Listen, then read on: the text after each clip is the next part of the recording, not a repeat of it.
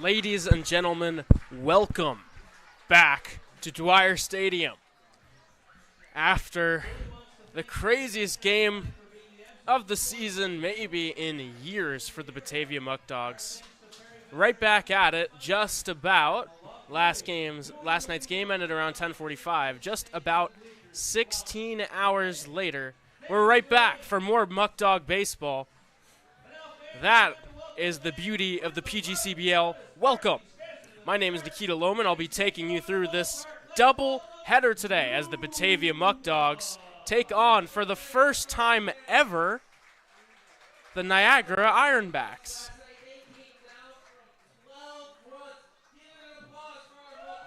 It's sure to be a great contest. I'm looking forward to it. Reminder, today is a doubleheader. The Muckdogs will play too. We'll have more info on this contest coming up in just a few short moments.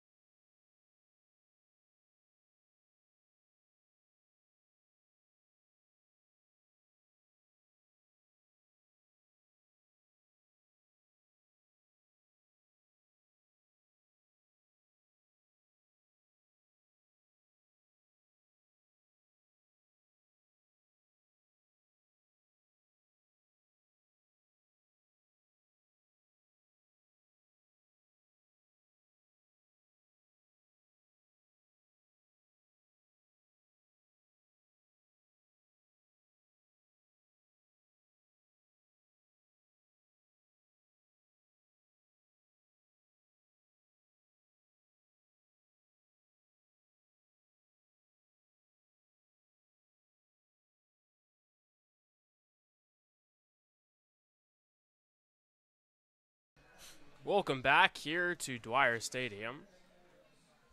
At the moment, we're having a very talented young man perform a cover of the Morgan Wallen song, 98 Braves. Not just a singer, also a three-sport athlete. Just did his thing. Gets the crowd in a good mood as we are getting ready for first pitch here in just about 10-ish minutes, having some pregame festivities, of course, a staple of Muckdog baseball. As I sit in the press box, looking over, I see a sign that says, "Real Family Fun." And that's what this is all about. That's what the Muckdogs do on a night-to-night basis. Last night there was a ton of fun stuff that came before the game. And then, during the game, the fireworks went off as the Muckdogs offense went off as the game went into the second half of the contest. Looking back at that game, let's circle what went right as Batavia came back from down 12-1. Yes, you heard that right. They were down 11 runs going into the bottom of the 6th inning for those who missed it. But they roared back. They scored 3 runs in the bottom of the 9th inning after scoring 4 apiece in the 6th and the 7th, 1 in the 8th. The walk-off hit provided by today's catcher, Cooper Romick. Romick was not in the starting lineup. He pinch hit for James Bolton, should I say, came in to play defense. Bolton, the starting catcher, he will be in tonight's lineup. He'll be the extra hitter in the first game today. Romick provided the walk-off single on a thriller. The shortstop for Geneva, Chase Fogg, laid out over the middle.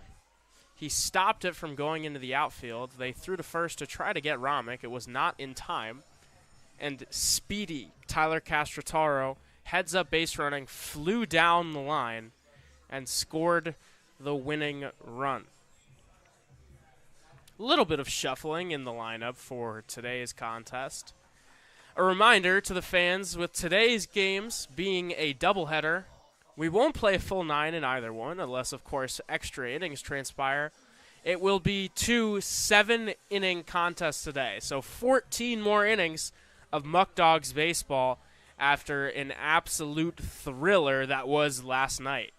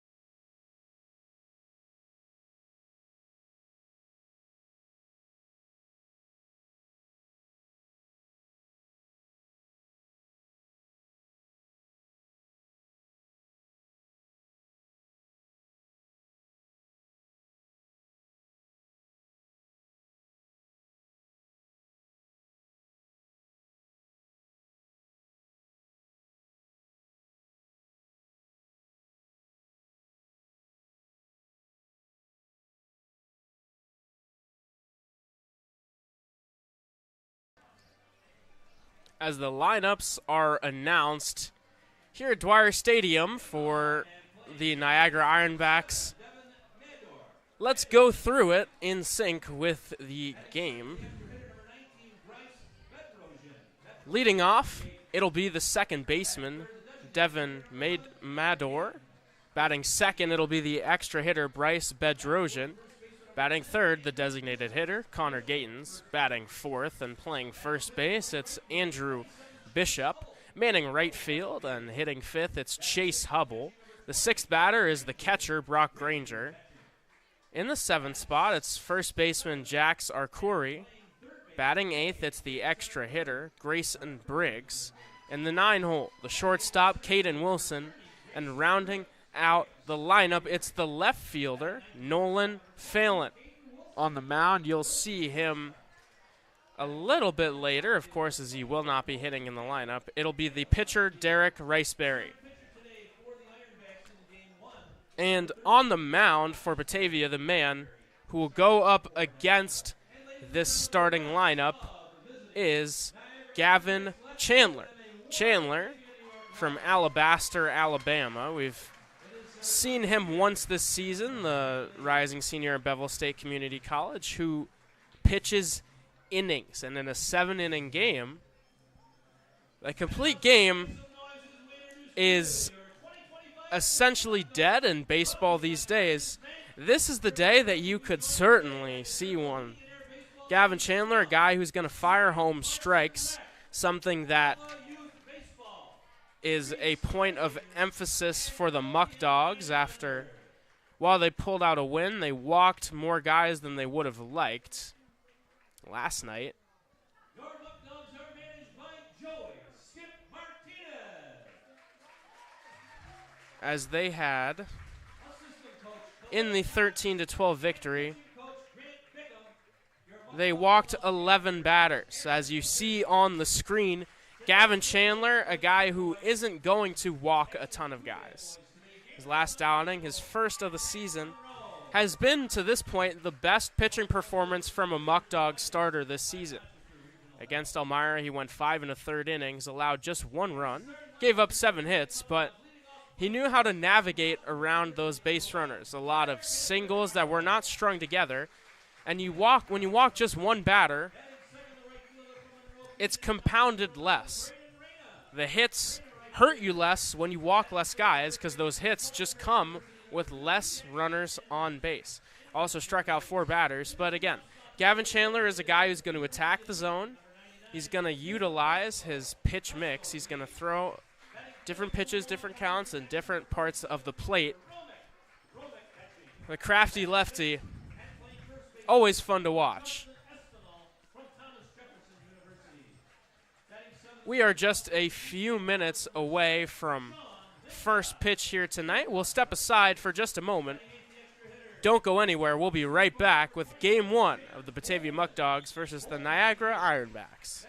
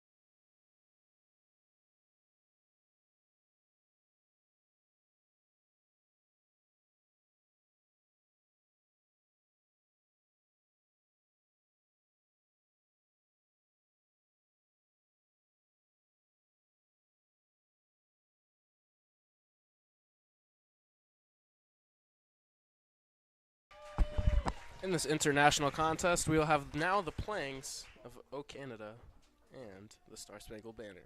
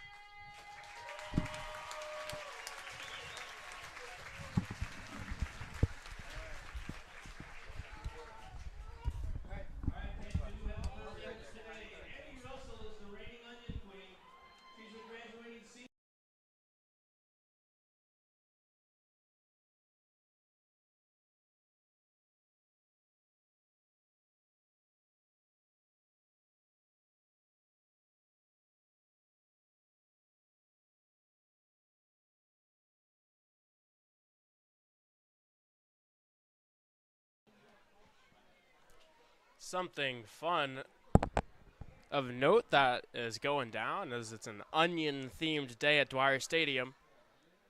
The first pitch that will be thrown will not be with a baseball. Today it's going to be with an onion.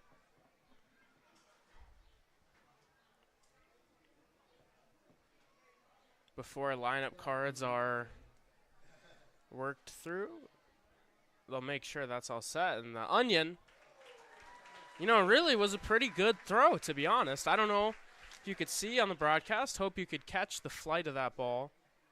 Probably not a strike, maybe a touch upstairs. But hey, Rommick's also in front of home plate. If that was the normal 60 feet 6 inches, I'd say that onion was pumped in for a strike.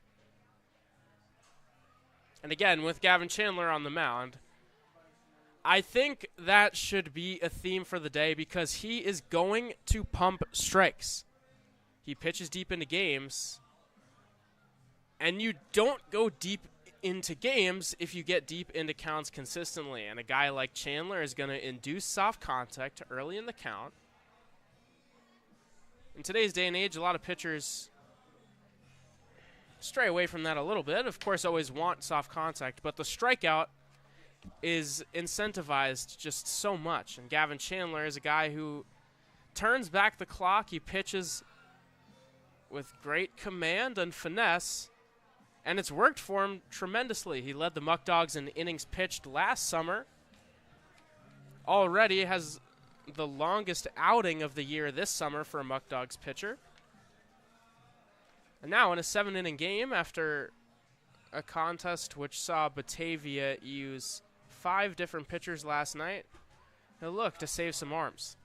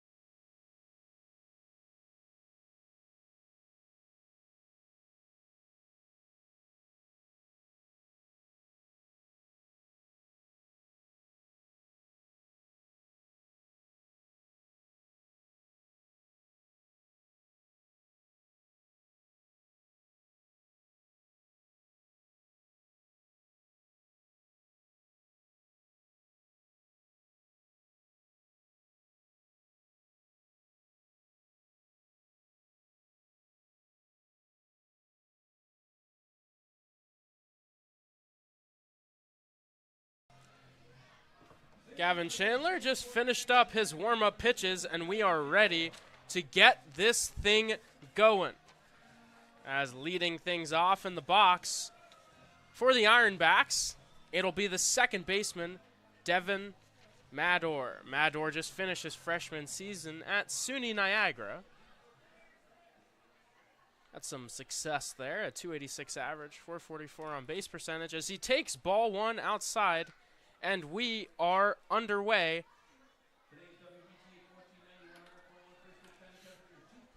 Today, 14 innings of baseball ahead as Chandler fires that one nubbed to first base. Espinal steps on the bag and records the out.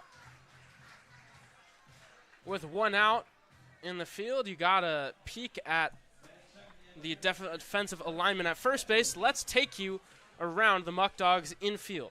Starting behind the plate after getting the night partially off last night, it's Cooper Rommick. Chandler, of course, on the mound. Going around the infield, it's Justin Espinal at first. Caleb Walker back at second. At shortstop, Castrotaro once again. As Chandler fires home a strike right there to the second batter in this order, Bryce Bedrosian. Bedrosian, the extra hitter today, takes that one for a ball. The count, 1-1.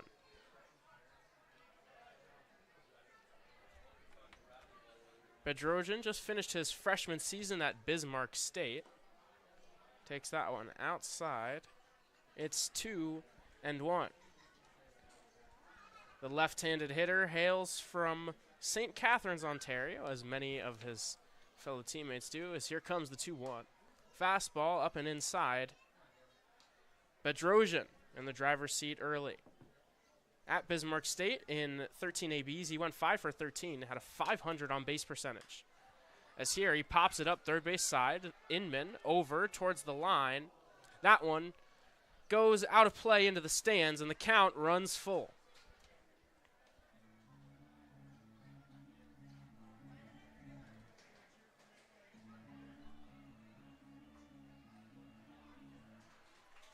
Bedrosian, 7 ABs so far on this season, as here's the 3-2 pitch. Fouled right back. They'll do it again.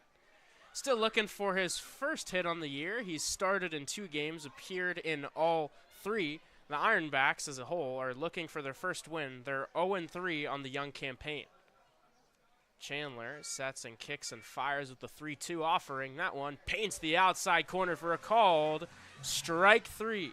Gavin Chandler doing what he does best, commanding that zone early on. Now, with 2 away, it'll be Connor Gatens who steps into the box. Gatens, a catcher, starting as the designated hitter tonight. Today, I should say, Gavin Chandler throws him an off-speed pitch. Gatens swings over it, and the count is 0-1. 0-1 heater is outside, and it's 1-1 now. Gatens from Cortland, Ontario, was the 3rd-ranked catcher in the province by perfect game in 2024, and he just finished his first season at Georgia Highlands. It'll be 1-2 now on the right-handed hitting designated hitter. Chandler kicks, fires. That one popped a mile high. Foul territory, third base side. It lands out of play, and they'll do it over again. Gatens, a guy who can really swing the twig. Some eye-popping numbers. Had a 1.402 OPS this season. That's not something you see very often. A .923 slugging percentage. He smacked 7 home runs. As that one is ripped into left field. That'll be a base hit, and Gatens is on with 2 away. Just to give you some perspective on a .923 slug, Aaron Judge is having maybe the greatest season by a right-handed hitter to this point. He's 200 points of slug away. So Connor Gatens, as this game and as the day progresses, a guy to really keep your eye on. Now in the box, another guy to keep your eye on, taking low, is Andrew Bishop. Bishop, my apologies for the mix-up earlier. Bishop is the one who attends Georgia Highlands College. Taps that one foul, first base side. And in his freshman season at Georgia Highlands, he finished on the second team All-Georgia College Athletic Conference. He was incredible this season. Chandler looks over at first, now comes home. Breaking ball in there for strike 2. Bishop was the 4th-ranked first baseman in Ontario in perfect game by 2024. He smacked 15 long balls in his freshman season. Chandler will check over on Gatens at first. Not a major threat to run. Did not steal a base this year. Andrew Bishop and Connor Gatens, the 2 guys in this lineup that Gavin Chandler and everyone else who throws today is really going to have to be careful pitching to us. Here comes the 1-2. That one fouled, first base side. 15 home runs is the most of any player on the Muckdogs that has played against the Muckdogs. Of course, not everyone playing in the same league, but still, you can put the ball over the wall 15 times. That speaks for itself. So here comes the 1-2. Just a touch outside. Chandler tried to paint the black on the outside corner. Just couldn't get it on there. Count is 2-2. Now the 2-2 on the way. That one in there, a called strike 3. This time he clips the outside corner, and the side is retired. The Ironbacks get 1 hit in the first half inning of play, but they leave the runner Gatens at first base stranded, and after a half inning of play, the Muckdogs are coming to bat. This one is still 0-0.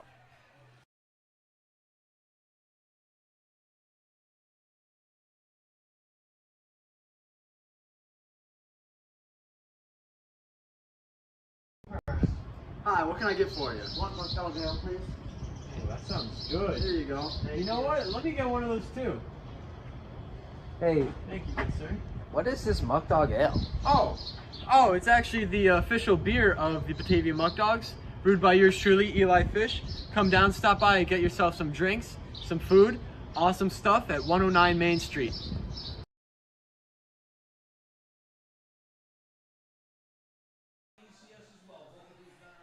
As we return now for the bottom half of the first inning, let's give you today's Batavia Muckdogs starting lineup. Leading off and playing shortstop, it'll be Tyler Castrataro. He hit second last night. He's returned to shortstop. He's found a home there. Batting second, playing right field. Returning to the starting lineup is Braden Reyna. He went 0 for 1 with a walk last night. Jackson Inman hits third and plays third base. He smoked a double as part of his 1 for 4 day last night. Batting fourth, the designated hitter, Jacob Vesco. Batting fifth and catching, last night's walk-off hero, Cooper Romick. In the sixth hole, the first baseman, Justin Espinal, he cracked a double to the wall in that bottom of the ninth inning. Sean Mindos once again penciled into left field. He'll hit seventh today. Hitting eighth, it's the extra hitter, James Bolton. Bolton was behind the plate last night, now gets off of his feet for today's first game. Batting ninth and returning to the lineup is the second baseman, Caleb Walker. And rounding things out is last night's leadoff hitter, Travis Hammond. Hammond, of course, will play center field.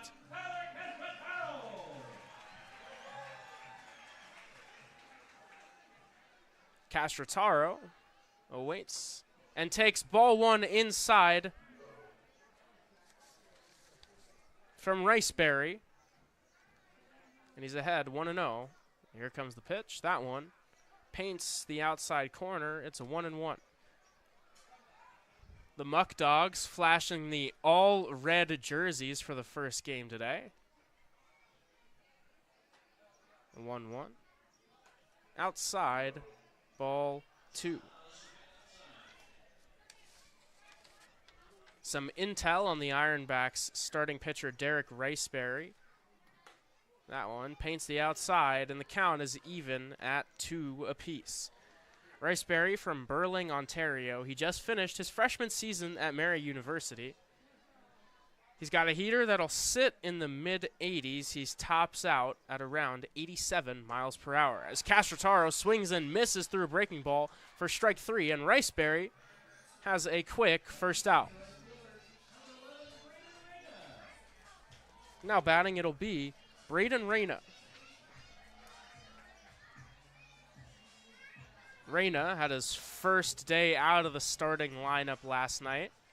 Back in it today, he's in right field. He shows bunt and gets it down, but foul.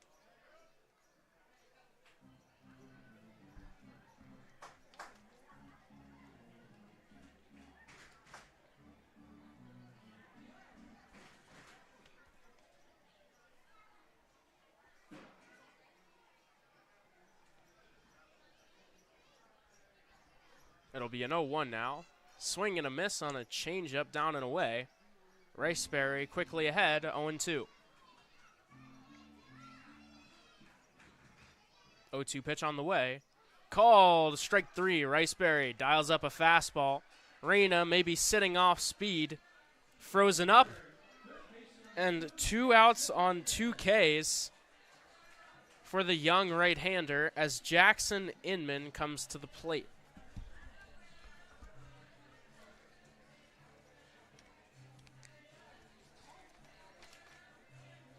Inman yesterday went 1 for 4, hit that double I mentioned earlier, was intentionally walked in the 9th inning.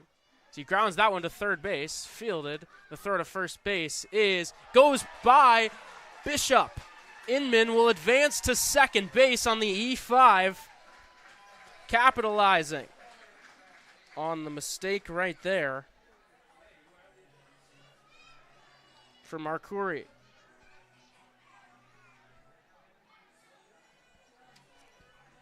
So there's a man on second now.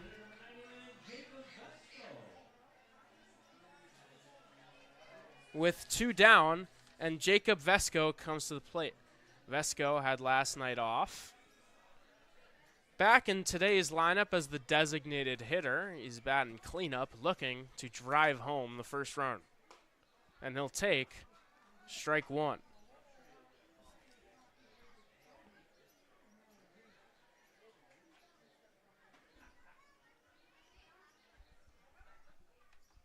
Oh, 1 on the way. Hot shot to third. That one is caught. Tough luck for Vesco as the side is retired. The Muckdogs get no runs, no hits, 1 runner left on base from the E5. And after 1 inning of play, it is 0-0. We'll be right back in just a few minutes.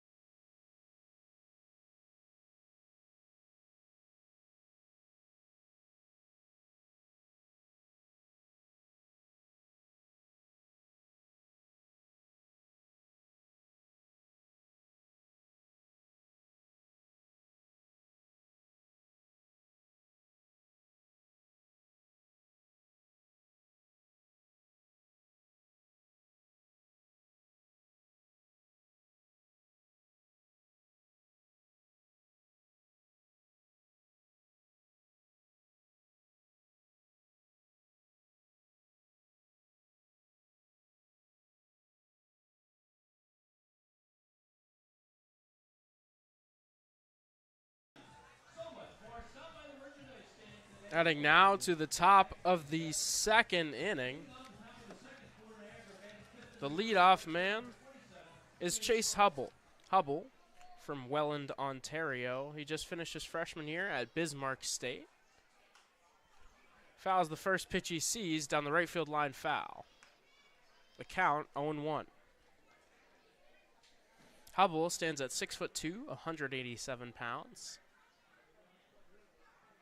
The 0-1. Fouled back, hit off of the glove of Romick. More note on Hubble. He played for the Bulletproof Elite Prospects during his recruiting process. Fastball upstairs. The count is 1-2. As a freshman, he did pop 1 long ball. That is with metal bats, so a little different here. Grounds that one, second base. Walker fields it, throws on the run in time. A smooth first out from the sure-handed middle infielder. There is 1 away.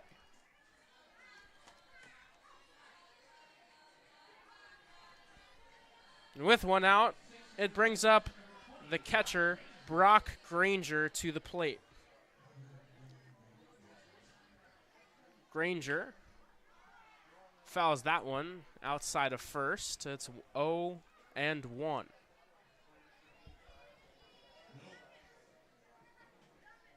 Granger from Coboconk, Ontario. He had a 797 OPS as a freshman at Panola College. As he smokes that one up the middle for a base hit. And a man is on board with 1 away in the top half of the second inning.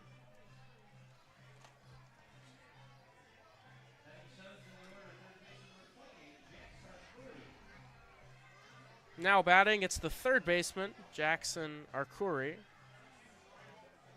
Arcuri initially was committed to play with the Niagara Falls Americans, but he flipped to the Ironbacks. Swings and misses. Looked like a changeup there, down and away from Chandler. Perfectly executed, and it's 0-1. Our Curry teammates with today's shortstop, Caden Wilson at Jamestown Community College. That one in the dirt, taking off for second base. The throw is in time. What a throw from Cooper Romick. A frozen rope down to second base, nails Granger. Looked like for sure an easy bag. That could not be more perfect. I mean, he put some zip on that throw. Now 2 away. Chandler kicks and fires. That one low. The count 2-1.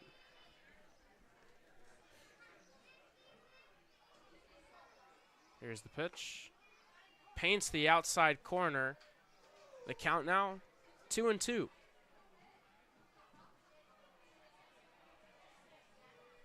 2-2 offering. Ground ball, first base, Espinal dives. The throw to Chandler is in time to get him. A web gem from the first baseman, Espinal. Chandler hustles over, reaches out, steps on the bag, and makes the play. The Muckdogs flash the leather. And after 1.5 innings of play, this one is still tied 0-0.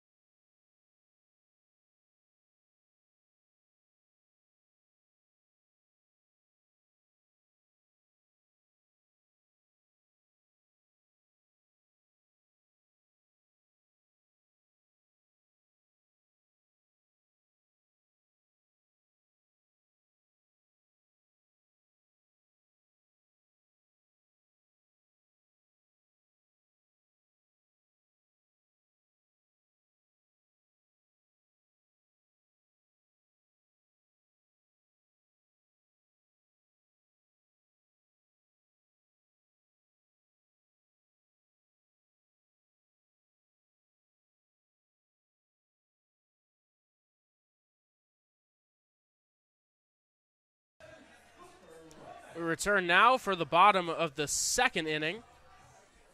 And the man coming to the plate is tonight's 5th hitter, Cooper Romick.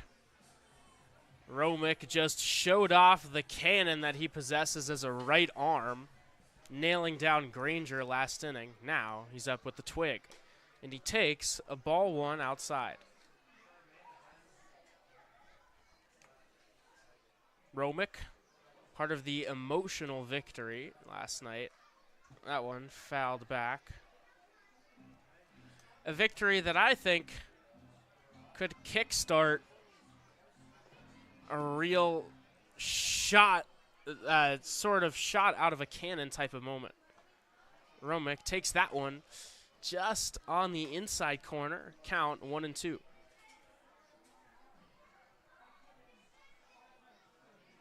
The 1-2 pitch now on the way. That one outside, and it's 2-2.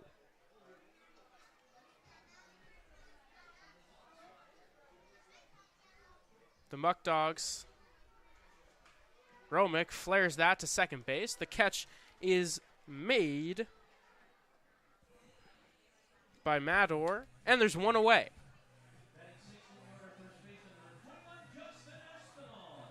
And now, another man who showed off his skills on the defensive side of the ball with a beautiful diving stop and flip to Gavin Chandler. And Justin Espinal takes the box. Espinal scored the tying run in last night's game. Hits a hot shot to shortstop, which is not fielded cleanly by Wilson. The throw to first base is not in time. That'll be an E6 as Justin Espinal reaches first base. Espinal hit that one on the nose. It took a tough hop for Wilson, just could not field it cleanly. That's a play, though, that he'll say he should make 10 times out of 10.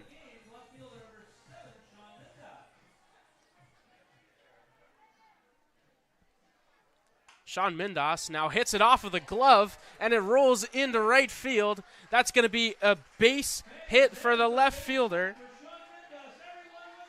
Mindas was the Tully's hitman of the game today. And for those who are unfamiliar with what that means, because he just got a hit, the fans here at Dwyer Stadium will get a free coupon for chicken tenders at Tully's as they exit tonight's contest.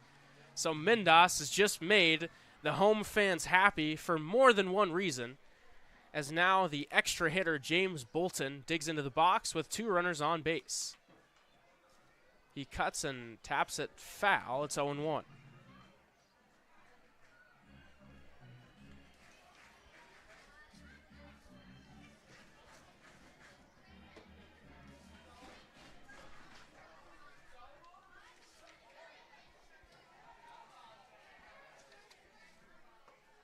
That one evens the count at 1 apiece.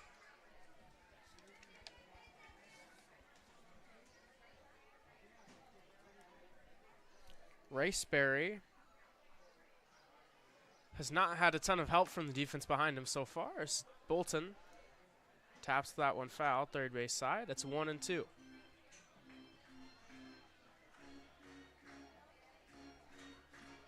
A couple of errors, albeit that ball from Espinal definitely hit on the nose. As the 1-2 now will come home. Bolton swings and misses through a heater, and there is the second out of this second inning.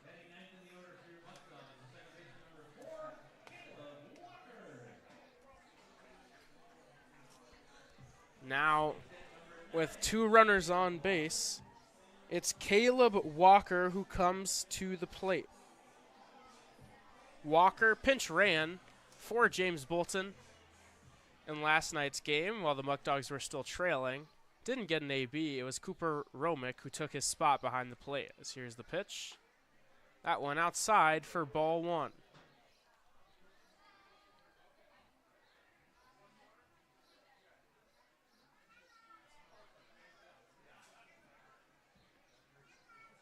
Here comes the 1-0. That one painted on the inside. The count is 1-1. We'll certainly look into the abilities to get pitch counts on the screen. That'd be a nice feature, as here comes the 1-1. That one clips the outside. The Muckdog fans here behind home plate not happy with the call, but nonetheless, it's 1-2. So here comes the 1-2. That one popped up left field, down the line. That one drops foul.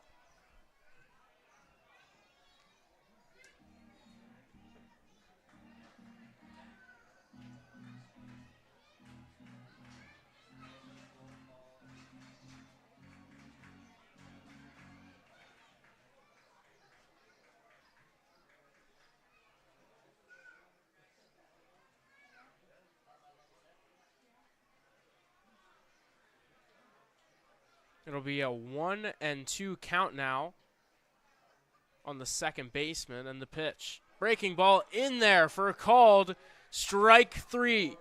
Riceberry pitches into and out of trouble, tiptoes out of runners on first and second with 1 away. And after 2 innings of play, this one still knotted up at 0-0.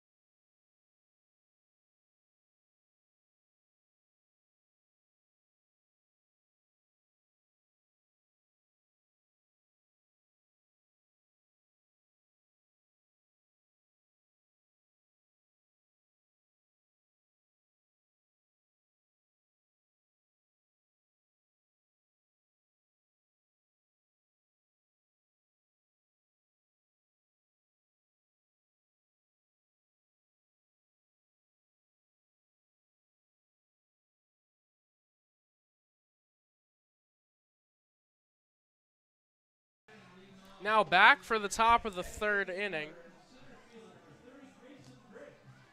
It'll be Grayson Briggs. Briggs in center field in this one. 6'2", 210 pounds. He's from Whitby, Ontario. A big run producer. Drove in 38 runs this season. At Hocking College, as he hacks and misses through that one, the count 0-1. Gavin Chandler with that first pitch, up to 43 pitches so far today. 33, I should say. So that one popped into left center field. Hammond coming in, makes the play, and there is one away. Chandler, 34 pitches so far, 24 strikes. I said it before the game. This is a guy who's going to pound the zone. Got great control. He's going to let him hit it, and more than likely they're not going to hit it very hard or very far, as you saw right there. As Chandler delivers that one inside to Caden Wilson. Wilson, the shortstop today, he's been tested a little bit in the early going. So here's the 1-0. That one lined right back up the middle. Castrataro fields, throws to first base in time for the second out. And in the 5 games that we've gotten to see Tyler Castrataro man the shortstop position, it is very impressive.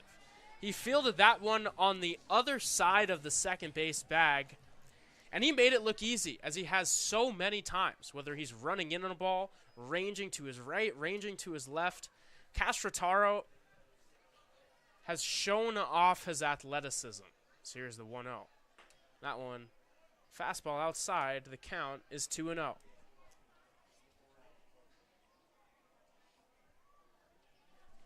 Chandler now winds up, comes home. A called strike 1 on Nolan Phelan. Phelan is tonight's left fielder. He played in his past 2 seasons at Finger Lakes Community College. Is either in the driver's seat, now ahead 3-1. In those 2 seasons, the numbers fantastic. He posted a 500 on base percentage. So he fouls that one off at home plate, and the count is now full. Phelan, 500 OBP, a 1.009 OPS. And that's across 2 years. That's not just 50 at-bats. That's a guy who's had continued reps and maintained that level of play as he smokes one to the 5-6 hole and through for a 2-out single.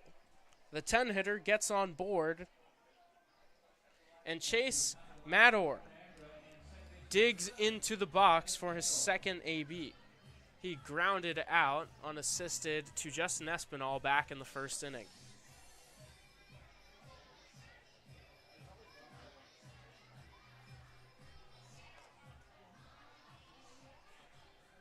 The Ironbacks have recorded a hit in every inning so far, but haven't really done much of anything with it. As there's a changeup, they'll throw back to first to try to backpick him. Romick is showing off the arm in the early going. Phelan was safe back at first, but that was a pretty close play, maybe closer than you might expect. As Chandler looks over to first, now comes home with the 0-1 offering. It's popped up, foul, first base side. Romick chases after it, but that one well into the seats, and it's 0-2.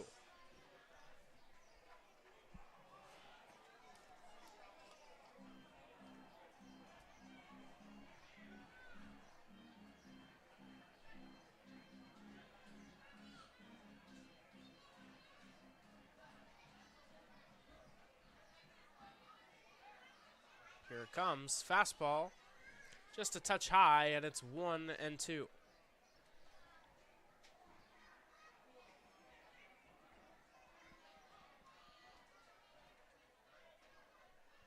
The 1-2 pitch now on the way. No, it's not. They'll check on Phelan at first. Chandler's got him in a rundown. They tag him for the third out. Castrataro delivered that tag. But Gavin Chandler, the left-hander, shows off the A move, catches Nolan Phelan leaning, ready to go for second base.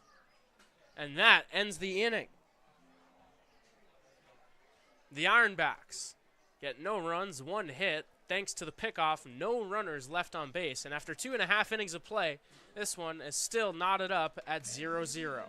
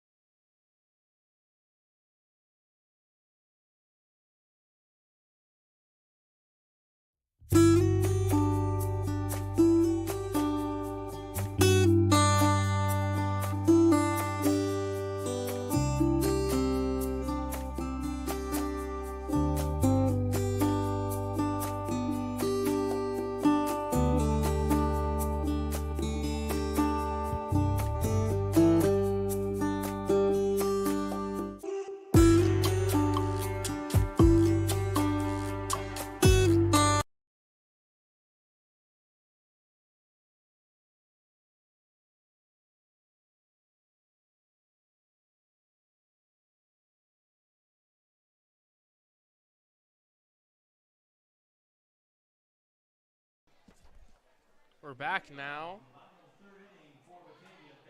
for the bottom of the third as Travis Hammond takes the plate.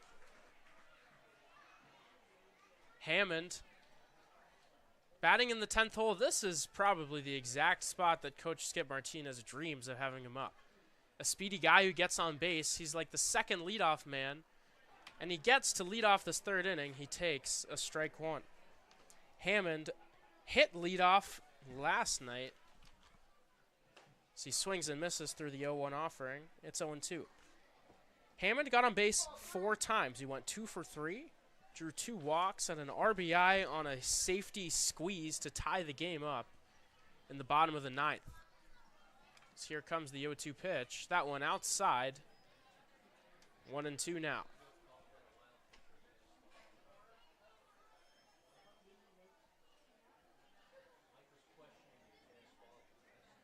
It'll be a 1-2 now. Just a touch upstairs. Riceberry thought he had strike 3. Umpire ruled it high. It's 2-2.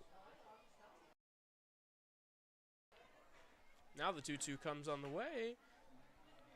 Just a bit outside. Riceberry once again walked off the mound like he had strike 3. The umpire once again disagreed. Let's see if that has any impact on this upcoming pitch. So here it comes. Ground ball, third base, fielded cleanly. The throw to first in the dirt.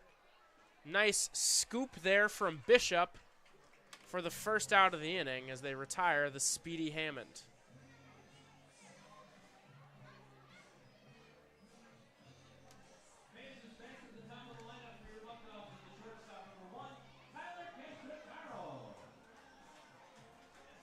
Now up to the plate for the second time today, it's Tyler Castrotaro. Castrotaro struck out swinging to open up the bottom half of the first inning. Now up 1 away in the third. And he takes strike 1.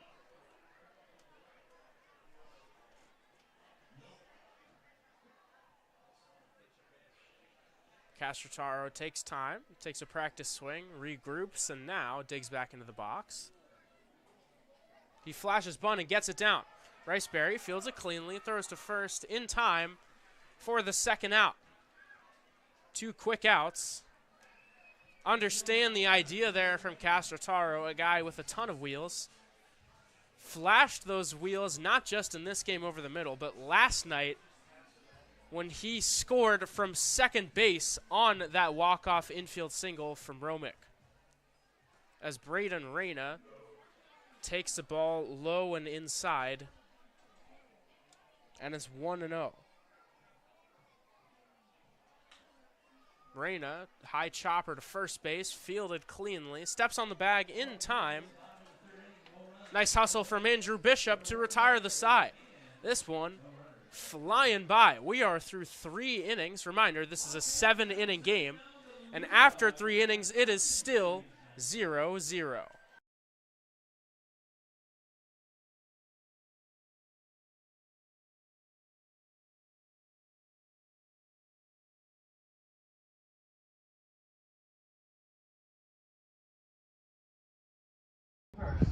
Hi, what can I get for you? One Mukdog Ale, please.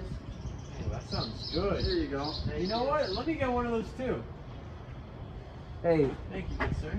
what is this Mukdog Ale? Oh, it's actually the official beer of the Batavia Muckdogs, brewed by yours truly, Eli Fish. Come down, stop by, and get yourself some drinks, some food, awesome stuff at 109 Main Street.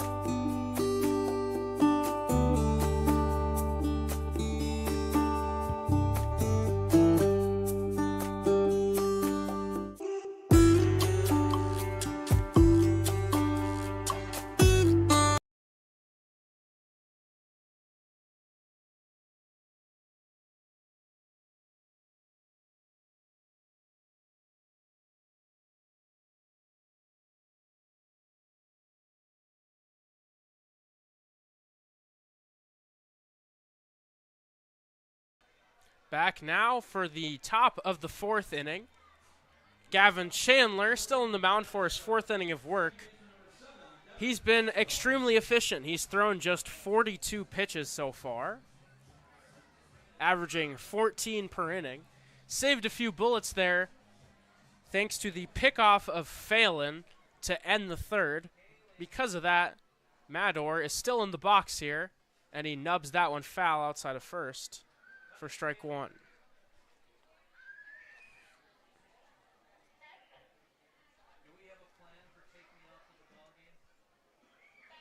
Here's the 0-1 pitch. Swing and a miss. Chandler goes to the changeup. Gets an uncomfortable hack there from the second baseman. The count runs up to 0-2. Chandler kicks, fires. Just a touch outside, it's 1-2.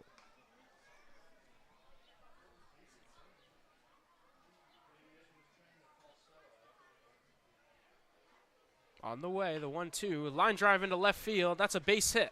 Mindas runs over and cuts it off. Bobbles it a little bit out there, but throws it in to the cutoff man. And Mador is at first base with a leadoff single to open up the fourth inning.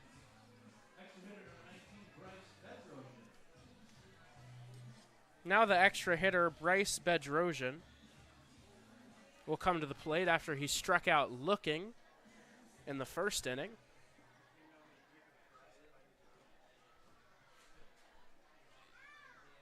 Chandler. That one just misses. Looked like Romick and Chandler thought that pitch was in there for strike one. A little delay on the throwback to the mound. But again, it's a ball, and it's 1-0. Here comes the pitch. That one in for a strike, and it's 1-1.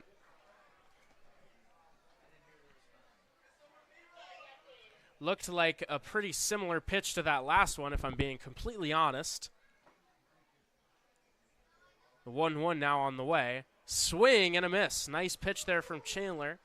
Gets Bedrosian out on his front foot and gets ahead 1-2. Chandler, quick move over to first to keep Mador in check. Mador at SUNY Niagara, not a ton of action. He did steal a base, though. Playing in the middle infield, generally, where you generate bigger, more athletes. The faster guys generally take up the outfield, especially center field, and those middle infielders. So here comes the 1-2. That one, foul outside of third.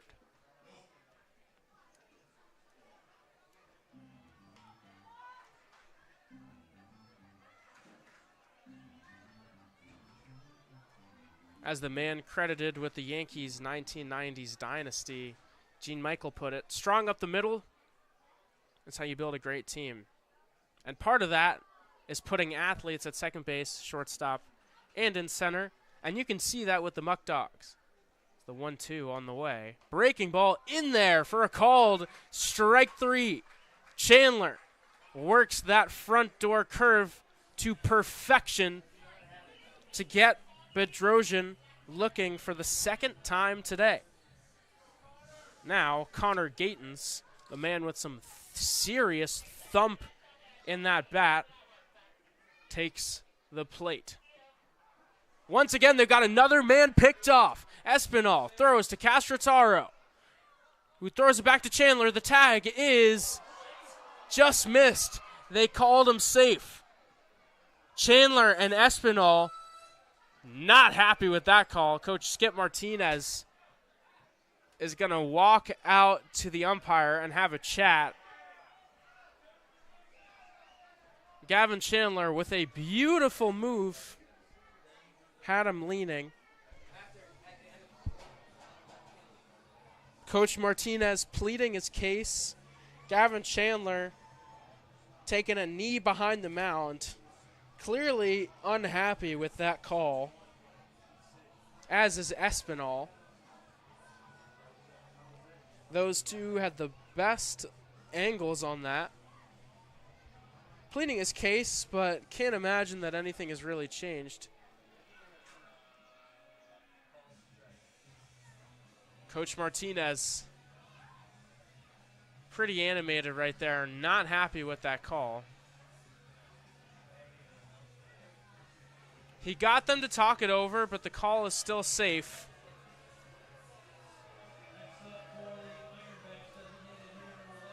To put it in maybe more friendly words for the broadcast, Martinez saying to the home plate umpire, look, that was a bunch of horse crap.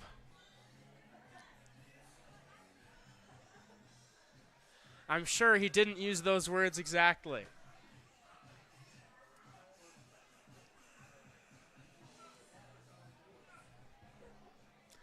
Anyways, after a brief intermission, nothing really happened. Oh, home plate umpire still barking into that third base Muckdogs dugout.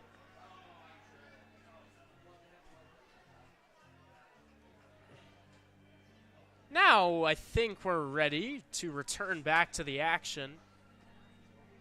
Connor Gatens singled back in the first inning. He's the designated hitter.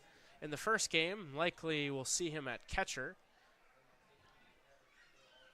Here comes the 0-0. That one outside, maybe low. It's 1-0.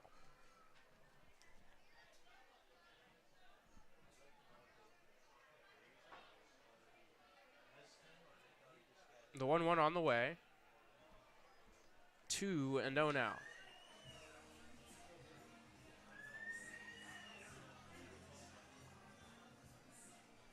Chandler really has not fallen behind anyone in the early going. Now in that position, he fires in a strike that's fouled away, third base side, out of play.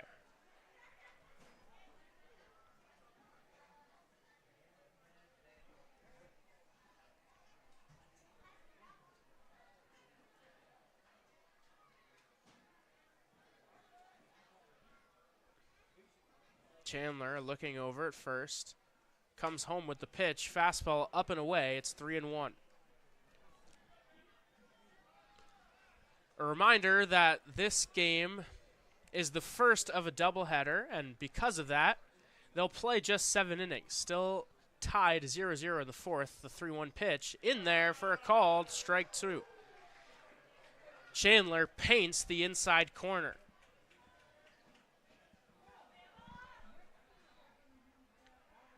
Comes home with the 3-2.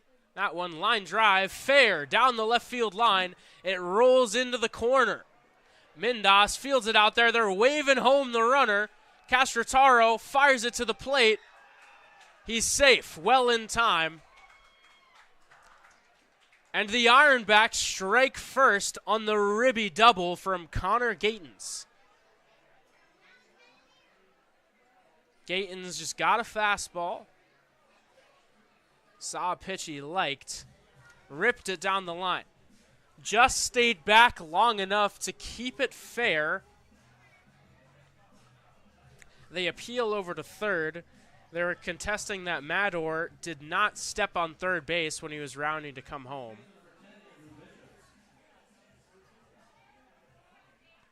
But they rule him safe. Now, Andrew Bishop, another dangerous batter, comes to the plate. And he lines that one into center field for a base hit. Hammond comes up firing. Espinal cuts it off as Gatens held up at third. He likely would have been out at the plate. The Ironbacks, for the first time today, however, are stringing hits together, sparking a rally.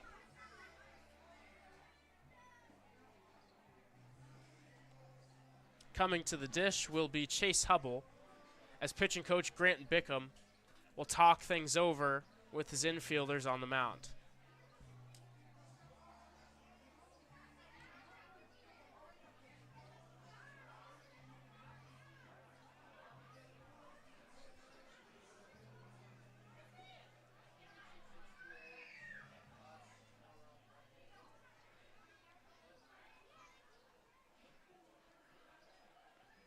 Umpire comes out to the mound, trying to speed up the process here. We'll break up the meeting.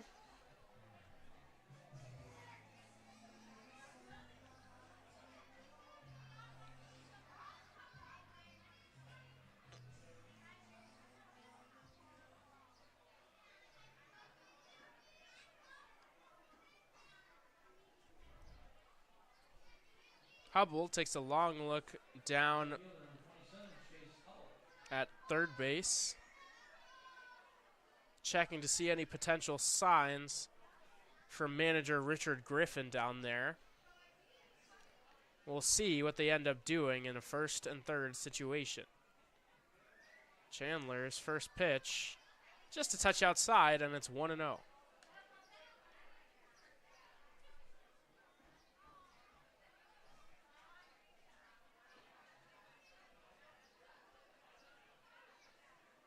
Here comes the 1-0. That one a little bit outside once again, and it's 2-0. When you think about that run down the close call on the tag from Chandler at first base, there's a beautiful pitch swung on and missed from Hubble, and it's 2-1. You have to resonate with Chandler, maybe having a little bit of frustration out there on the mound. That's likely why Bickham came out to talk to the left-hander. As after falling behind 2-0, he bounces back, pumps in two heaters that Hubble's laid on, and now he's in a favorable 2-2 count out there on the mound. Here's the pitch. Fastball just outside. Some of the fans here wanted that one to be strike three. But the count now runs full with one away and a runner on first base. Interesting question if Bishop will be off on the pitch. He is. That one's fouled away. Bishop was halfway between first and second. He'll have to run back as they do it all over again.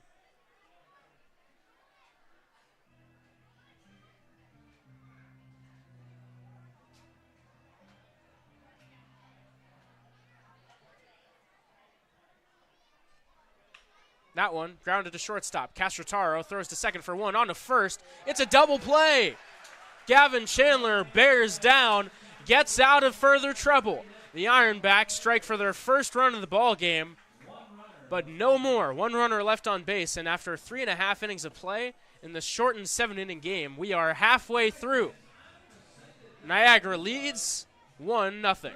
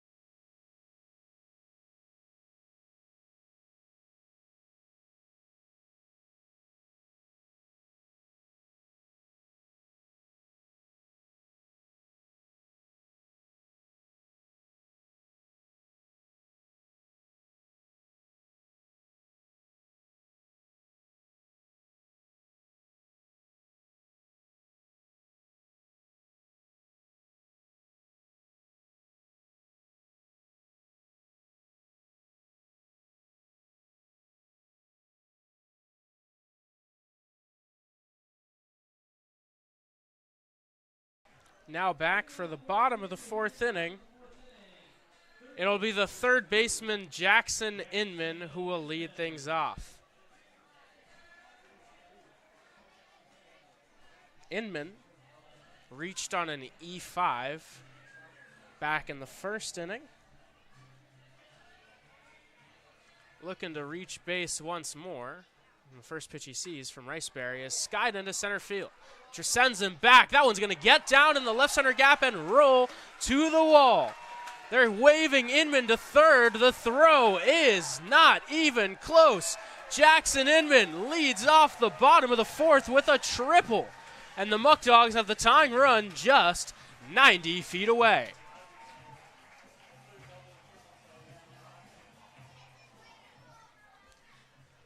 Jackson Inman has major oppo pop. We saw him last night smoke that ball to the wall on left. That one just a touch to left of center field. And he smoked that ball. Off the bat, it seemed like the center fielder would have a beat on it, the center fielder Briggs. But that was just over his head. As Vesco seems like he had a broken bat, he skies it into right field. Inman will tag. He's coming to the plate. The throw is cut off. Bishop fires home, is late. Inman is safe. It's a sac fly from Vesco in this game.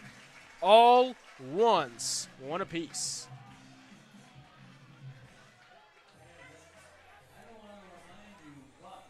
Your Muckdogs are on the scoreboard.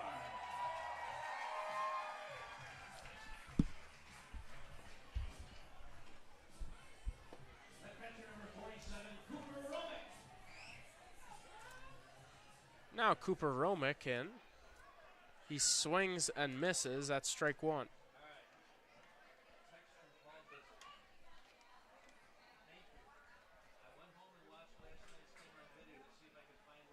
Pitch from Romick. Paints the outside corner of the count. 0-2. Riceberry settling down after giving up the loud contact.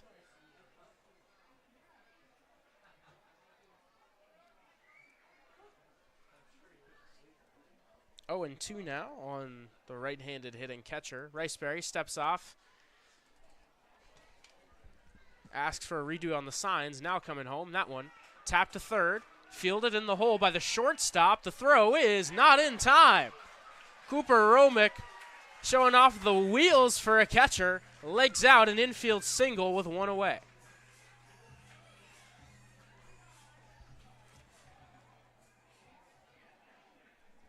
Once that ball got by the third baseman, Arcuri, it's pretty much impossible for Caden Wilson to get up and throw him out. I mean, that's a really long throw to make. The momentum pulling him the other way. Romick, great job hustling, hit a ball on the ground. He didn't give up. The second he saw that, he smelled a base hit. Check swing from Espinal. Takes ball one. Espinal reached on an E6 last time, made sharp contact. He'll try to barrel up another baseball right here. As he fouls that one away, third base side out of play.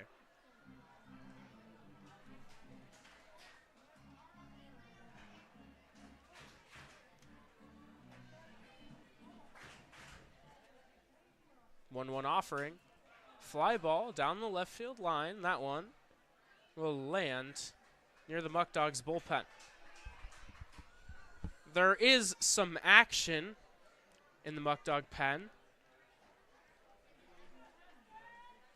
Unfortunately, a tent in the way. One man I can see. Espinal smokes that one to right field. Charging after it. That one is off the wall. Espinal is in with the double. They're going to hold up Romick. The way he turned to head towards the plate, it seemed like he was going. Justin Espinal, continuing his power surge, cracks a double to right field, and the Muckdogs are threatening once more.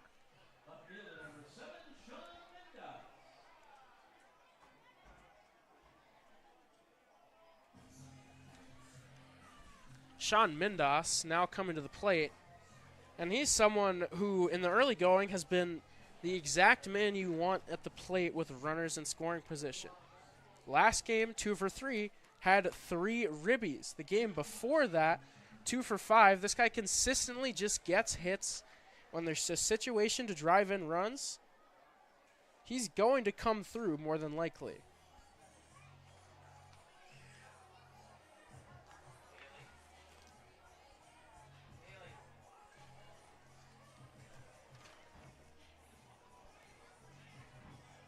Mindas,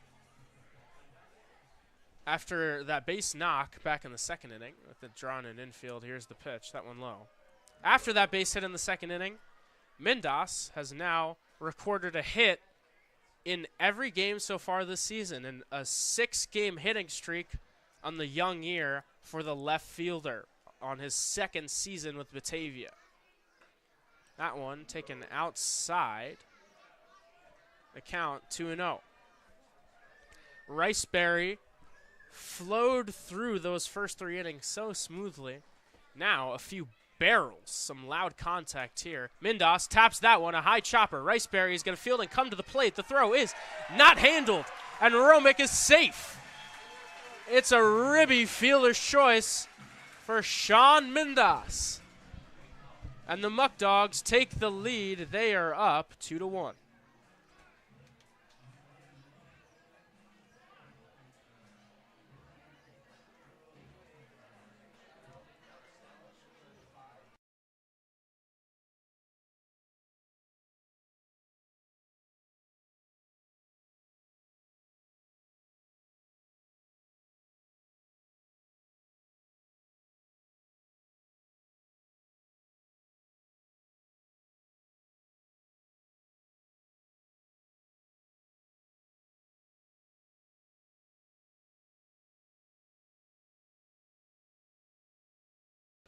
A new pitcher into the game as Riceberry.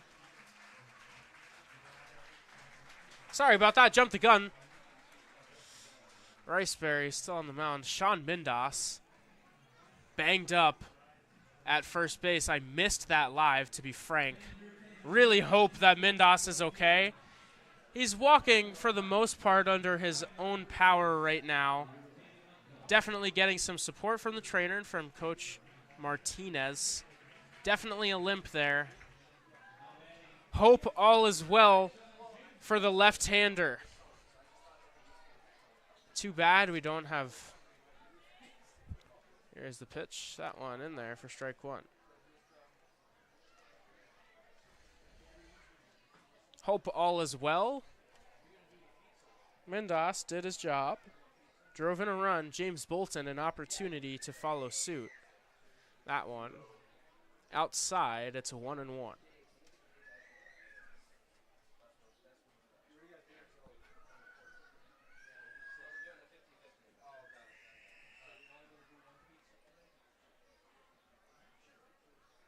Brian Fry, the pinch runner, off on the pitch. He steals that one with ease. Fry has slid in for Mindas. He swiped a bag right there. Here's the pitch. That one outside. It's 2-2. Brian Fry not in the starting lineup for the first time this season. Now makes an appearance. He has started 1 game in left field, one of the 5 different positions he's played on the young season. So most likely we'll see him fill in as Bolton fouls that one away down the right field line, well out of play.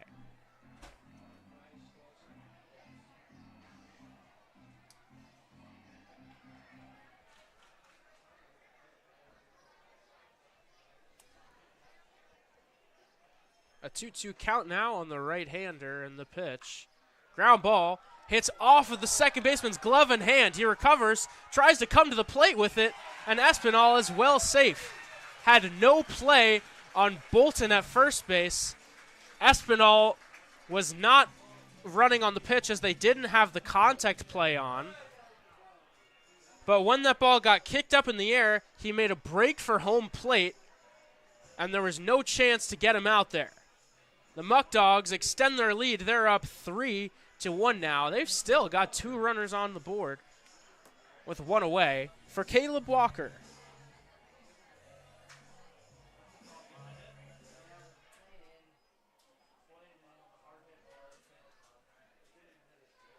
Here is a pitch to Walker. That one grounded. It's through for a base hit. They're waving home Fry. They're going to make a throw, but it's going to be well late. Brian Fry scores on the ribby single from Caleb Walker. The Muckdogs keep the line moving. They lead 4-1 now.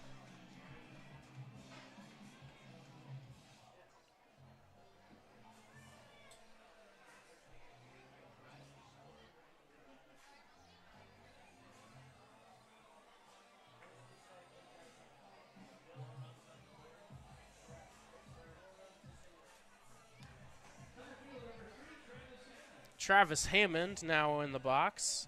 Grounded out to third base his last time up. First pitch he sees in there for strike 1. Riceberry gotten into trouble for the first time in this inning. Still on the mound. Interesting to see how long that leash goes. There is some action in the Niagara bullpen. That one, a ball low. Count even at 1-1.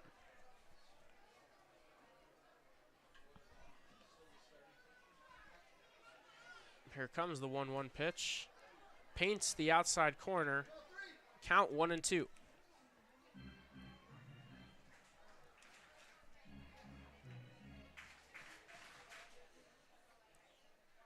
It'll be a 1-2 now on the center fielder.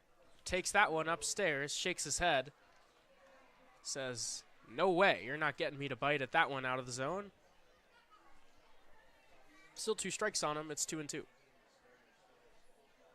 Riceberry comes home. That one just outside. Hammond feeling it in the box. A guy who controls the strike zone better than just about anyone last summer with the Muckdogs. 26 walks to 10 Ks. When he takes a pitch, more than likely it's not a strike. He knows that play like the back of his hand.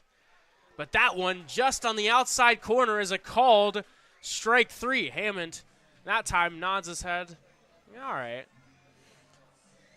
That one, a close pitch, could have gone either way. The umpire rules it strike 3.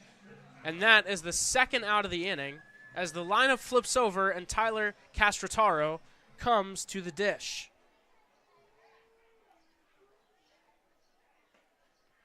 He'll take strike 1. Similar pitch right there to the one that got Hammond.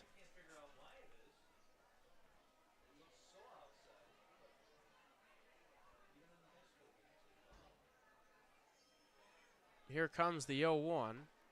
That one in there for strike 2. Riceberry quickly ahead, 0-2.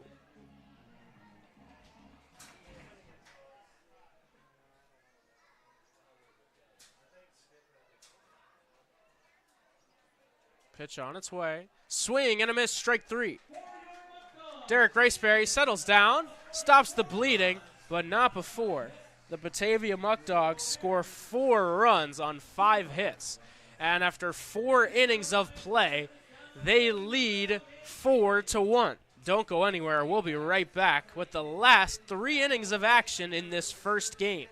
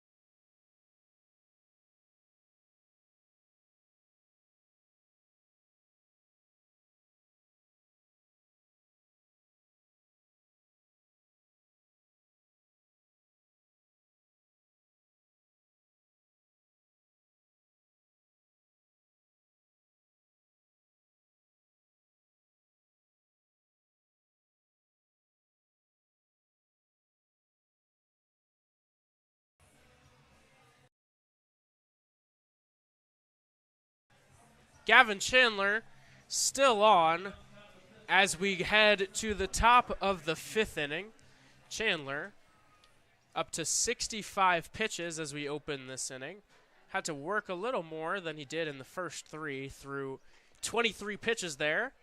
In the 4th inning, now in the 5th, he'll face Granger and pump in strike 1. Granger had a base hit and then was picked off back in the 2nd. Chandler now for the first time pitching with a lead. The 0-1 on the way. Curveball, fly ball into right field. That one going into the gap, chasing after it. It splits the outfielders and doesn't go to the wall as Hammond cuts it off. He throws to second base, but Granger is in with a leadoff double.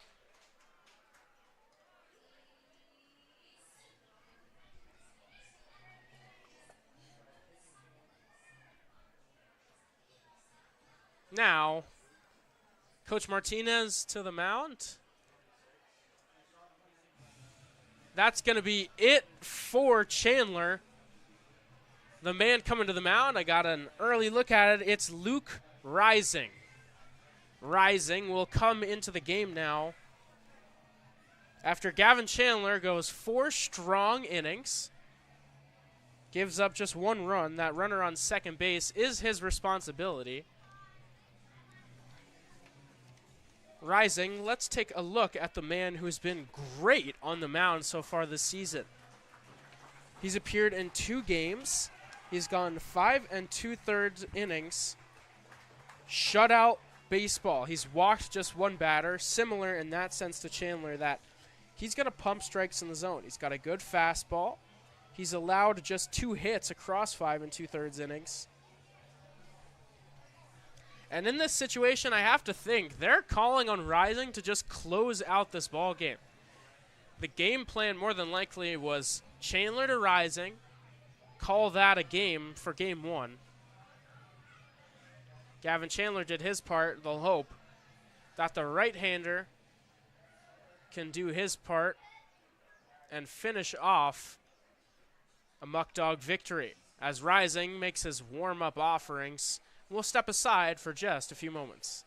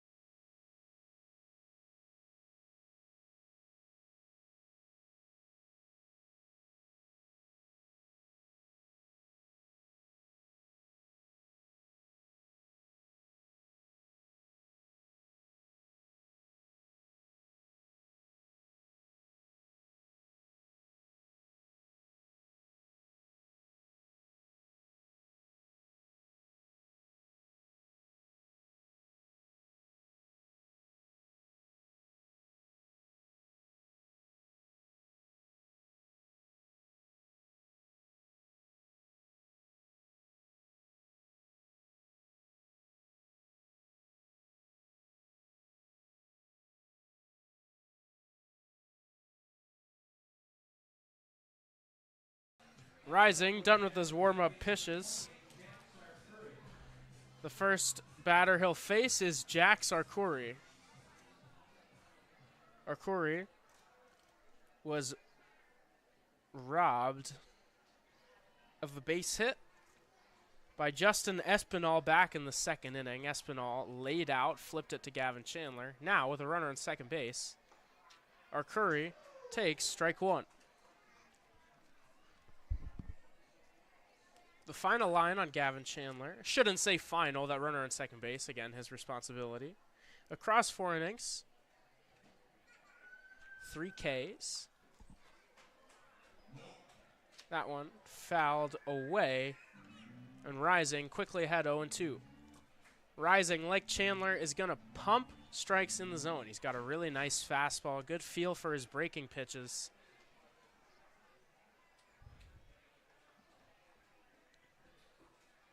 Oh-2 on the way. That one fouled away. Attends the Rochester Institute of Technology, does Rising. A man with a prowess for engineering.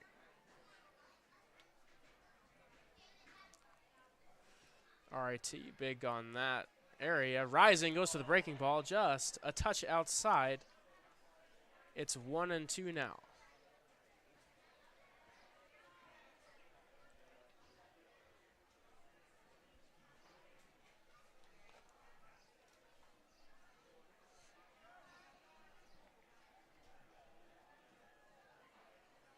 Rising takes a long look in, finds a pitch he likes, gets set, fires home, fastball.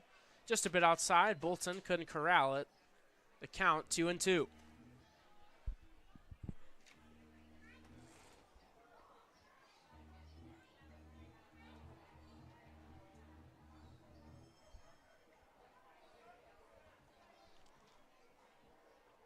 Two coming home now from to the third baseman, Arcuri. He checks his swing and a fastball high, but leaves it. The count runs full.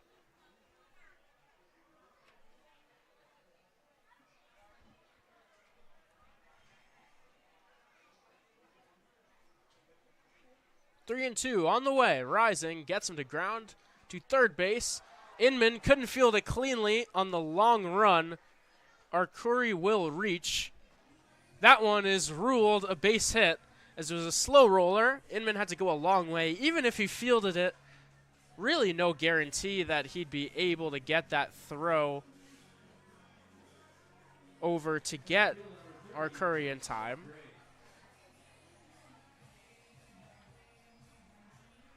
Runners are on first and second with nobody away to open this fifth inning now.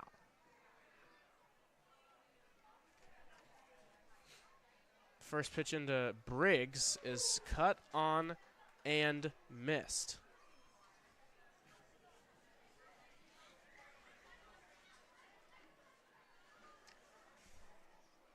Briggs flew out to Travis Hammond in center field last time up.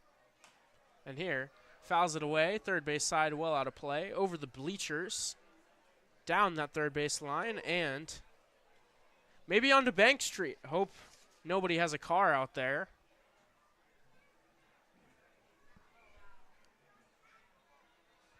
Rising, now home. Just kidding. Fakes to second base. Throws it to Caleb Walker to keep his infielder in it. Playing a little catch just for fun. Umpire said something to Rising. Not sure what that was about. 0-2 now. On its way, the pitch.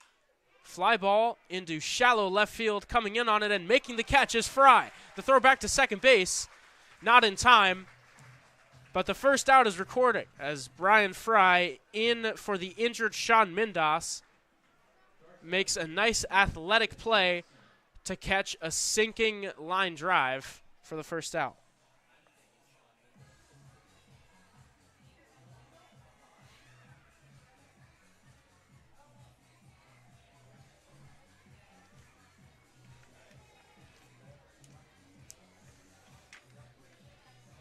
Caden Wilson now on. Hitless on the day, only had one AB, grounded out to the shortstop, Castrataro, back in the third. That one just misses. It's 1-0. Apologies. Missed a pinch hitter. It'll be Carter Shin. Carter Shin in for Caden Wilson. He takes strike one, the count 1-1 on the pinch hitter. Shin, a native of Burlington, Ontario, just finished his sophomore season at the University of Mary. He had a .311 on base percentage. He stands at 5'11", 185 pounds. And the 1-1 to him as a fly ball into right center field, taking a few steps over and making the catch is Reyna. He flips it into the infield, and there are two away now. Rising, after giving up a leadoff single, doing a good job, induces two weak flyouts, and now one out away from sending this thing back to the Muckdogs order.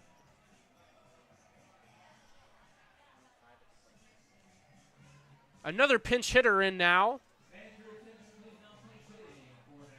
for Niagara. It'll be Alex Keene. Keene, a rising junior at Morehead State University, excelled with a 995 OPS this season in collegiate ball. He smoked 13 home runs, so a guy with major pop in that bat. Checks his swing and goes for strike one. Keene is on for Nolan Phelan. Phelan finishes his day 1 for 1, got caught stealing.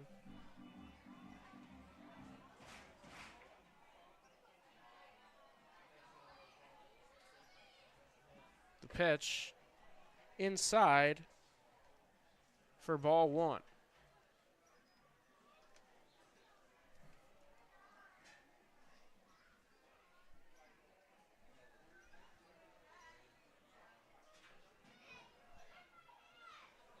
One offering on the way from Rising. Line drive right to Castrotaro, and the side is retired. Alex Keene hit it on the nose, but to the wrong spot as Castrotaro was positioned perfectly. And after 4.5 innings of play, the Muckdogs lead 4-1 as Niagara leaves 2 runners stranded on first and second.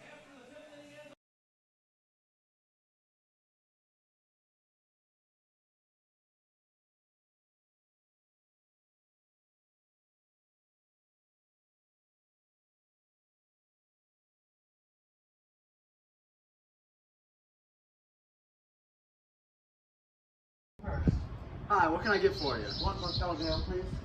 Oh, that sounds good. Here you go. Thank You know what? Let me get one of those too. Hey, Thank you, good sir. what is this Muckdog Ale? Oh, it's actually the official beer of the Batavia Muckdogs, brewed by yours truly, Eli Fish. Come down, stop by, and get yourself some drinks, some food, awesome stuff at 109 Main Street.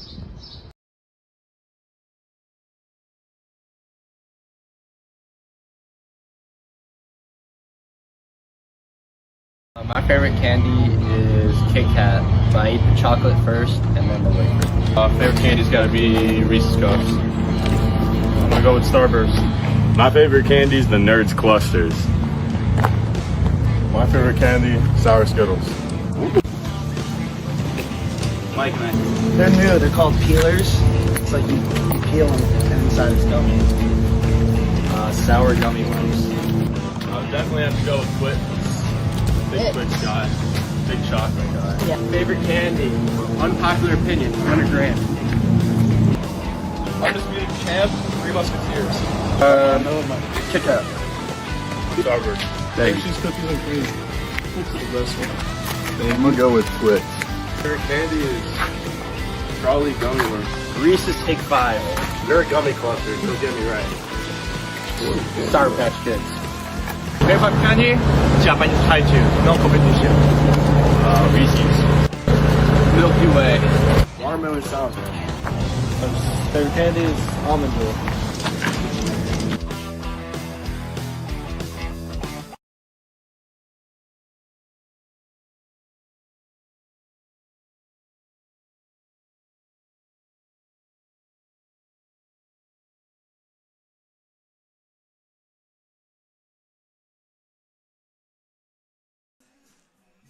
Now on to the bottom of the 5th inning. A new pitcher on the mound for the Ironbacks. It'll be Jack Kemp.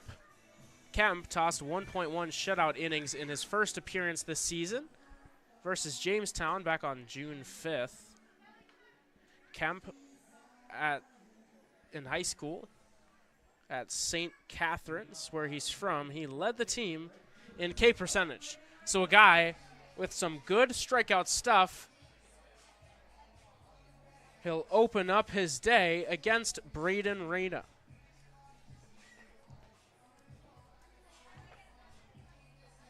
Last inning's pinch hitters, Shin and Keene, both stay in the game at their respective positions. Carter Shin takes over shortstop for Caden Wilson. And Alex Keene takes over in left for Nolan Phelan. Braden Reyna takes the box. He's 0 for 2 on the day so far. Leaves that one upstairs. It's 1-0.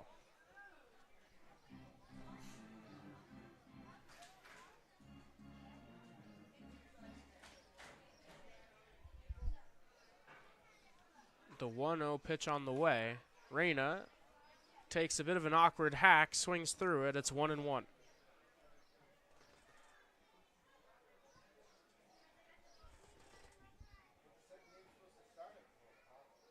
1-1 now.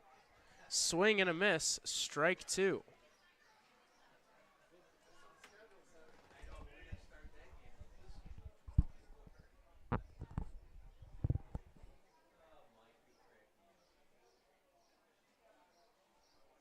Here comes the 1-2 pitch.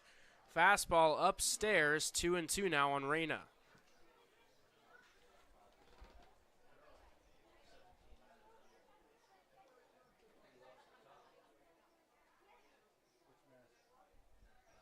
The 2-2.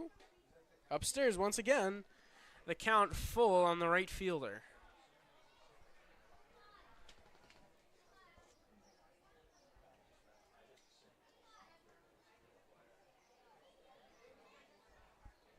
Three, 2 on its way. Reyna swings and misses through that one for strike 3. There is one down here in the bottom of the 5th inning, as Jackson Inman comes to the plate.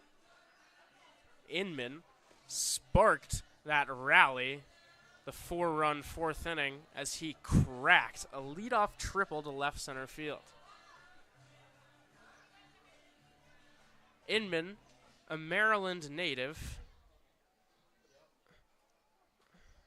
swings and misses through strike 1.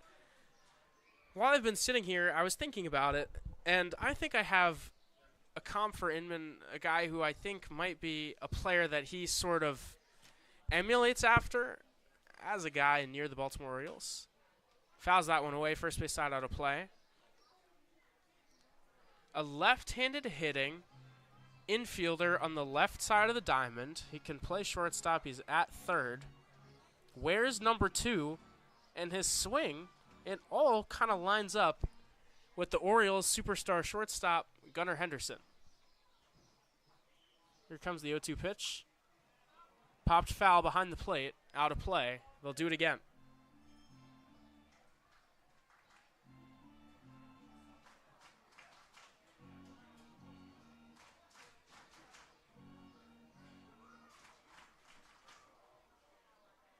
The 0-2 on its way.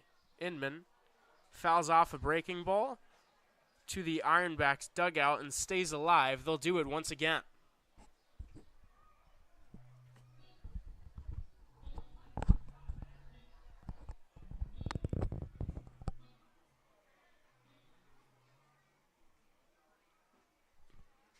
Here comes the 0-2 once more. That one low, ball 1.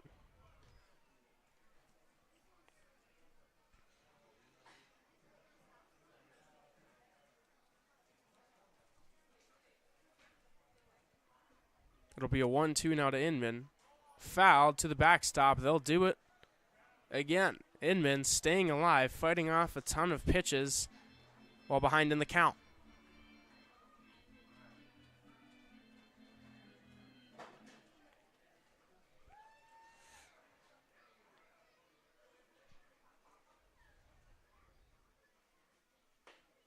That one a called strike 3. Inman checked his swing, but it was ruled a strike. And 2 quick outs now in the bottom of this 5th inning. And the DA, Jacob Vesco, will take the plate. Vesco put the Muckdogs on the board last inning with a ribby sac fly. Just good piece of situational hitting. Got jammed, but inside it outed one to right field. Takes a breaking ball up high. Count is 1-0.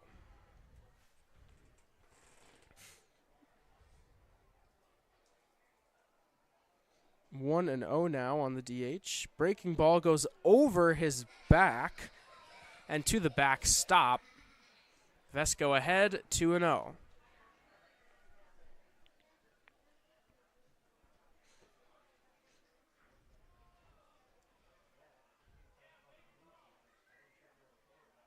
The 2-0. Swing and a miss. Pitch on the outside part of the plate, maybe a touch off of it. Kemp gets Vesco to whiff, and it's 2-1.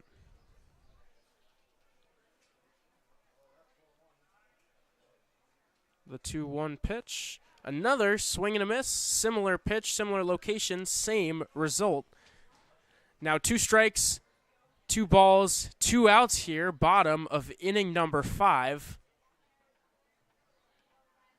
Kemp shakes off his catcher, now comes to an agreement. He gets set, kicks and fires, goes to the fastball, that one up and away. And the count is full on Vesco.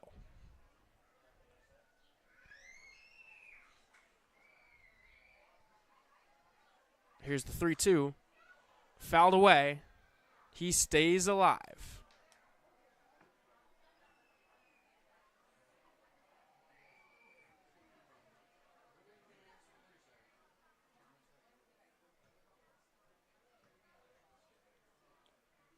Here it comes on 3-2. Swing and a miss. Strike 3. Jack Kemp comes into the game and strikes out the side. He K's the 2, 3, and 4 hitters in the Muckdog order. Really impressive job out of the pen from the right-hander. That will send us to the 6th inning. Remember, with a doubleheader, there's just 2 innings to go here in Game 1. The Muckdogs lead 4-1. We'll be back in just a couple minutes.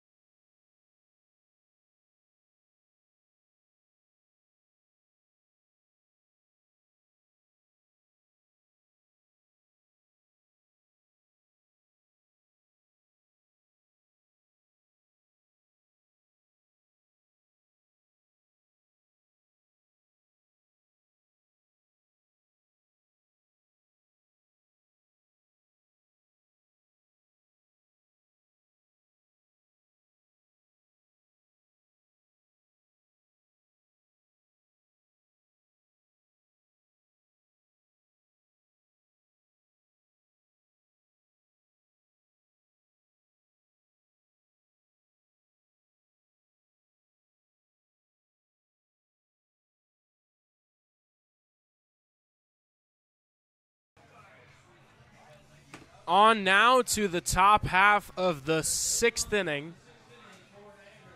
Luke Rising still on the mound for Batavia. The first batter he'll face here in the 6th. Devin Mador. Mador is 1 for 2 on the day. He singled and came around to score back in the 4th. The lone run on the board for the Ironbacks. As there is a called strike 1. A nice painted heater from Rising.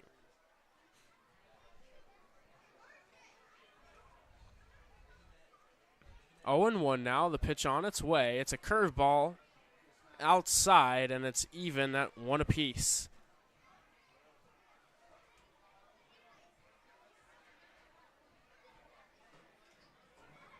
A 1-1 now on the way. Swing and a miss on a high heater from Rising. The Rising fastball fools Mador. And it's 1-2.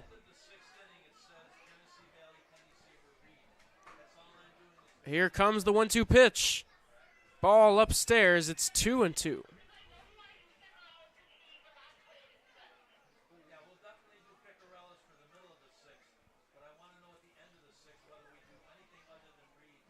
Here's the pitch. Breaking ball outside. Matt Orga does a good job leaving it off. The count runs full.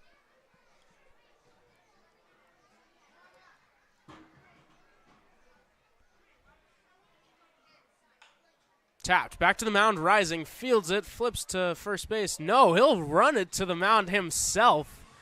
An unassisted putout for the pitcher for the first out of this 6th inning.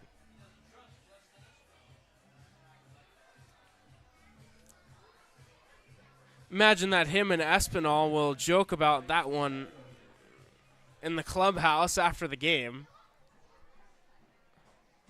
With one away, Bedrosian comes to the plate and takes one inside for ball 1.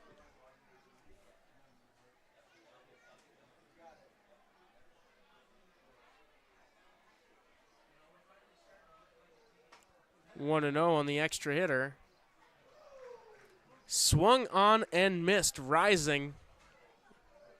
That fastball has been money all season in the early going. 1-1 now, the pitch. Another fastball fouled away, third base side out of play.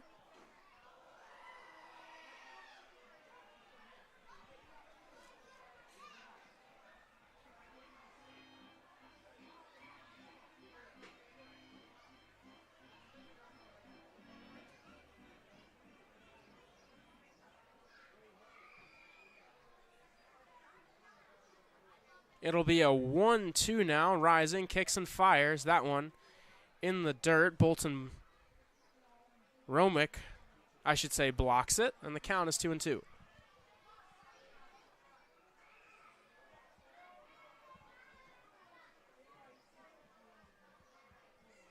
The 2-2 on its way. Fly ball into center field. Hammond takes a few step backs, camps under it, and makes the catch for the second out of the inning. Bedrosian now 0 for 3 on the day.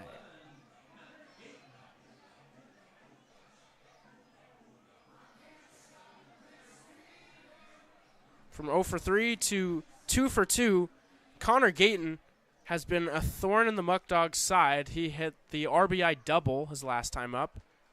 Rising starts him off with a breaking ball and pumps it in there for a strike. It's 0-1. Here comes the 0-1, another breaking ball. Tapped foul. Luke Rising is quickly ahead, 0-2, with 2 outs here in the top of the 6th. He gave up an infield single to Jack Sarkuri, the first batter he faced. Since then, 5 straight retired, as Gayton fouls that one away to stay in this AB.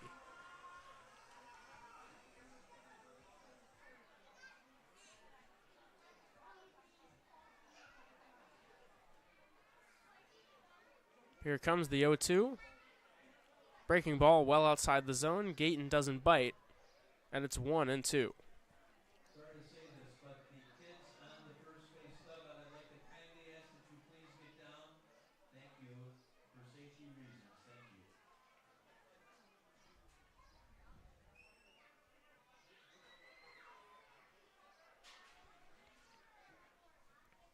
One-two pitch on its way. Hits off of the foot or some body part of Gayton. Rolls out into play, but it's a foul ball. He stays alive. They'll do it once again.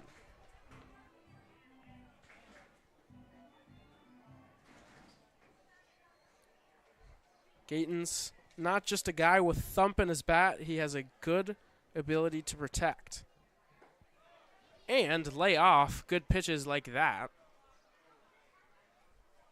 The count now even at 2 apiece. 2 balls, 2 strikes, 2 outs. Top of the 6th. Muckdogs lead by 3. The pitch. Gayton's fouls it off yet again.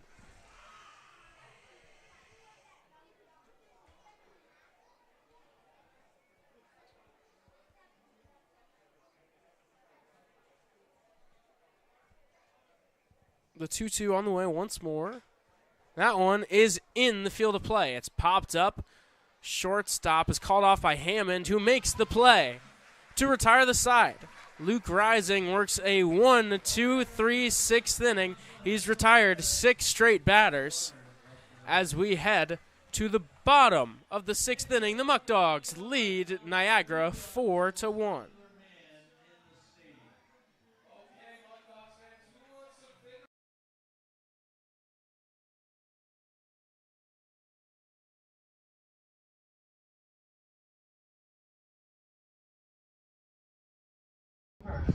Hi, what can I get for you? One motel ale, please. Oh, that sounds good. Here you go. Hey, you know what? Let me get one of those too. Hey, Thank you, good sir. what is this Muckdog Ale? Oh, it's actually the official beer of the Batavia Muckdogs, brewed by yours truly, Eli Fish. Come down, stop by, and get yourself some drinks, some food, awesome stuff at 109 Main Street.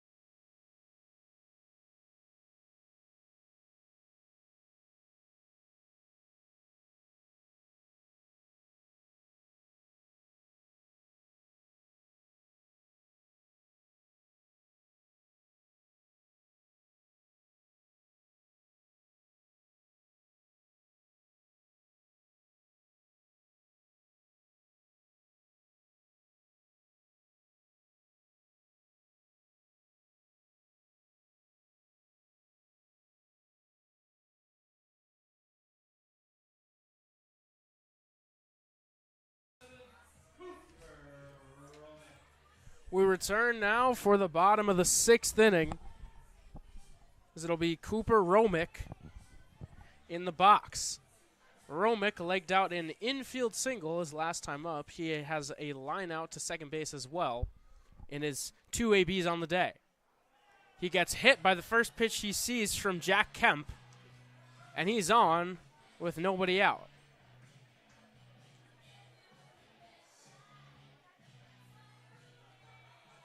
Kemp, after working a 1-2-3 bottom of the 5th inning where he struck out the side, is on for a 2nd inning of work.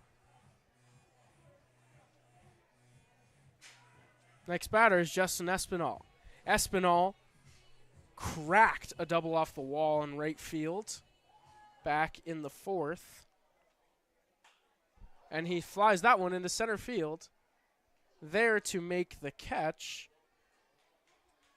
is Briggs for the first out of the inning. But Espinal continues to make good contact as of late.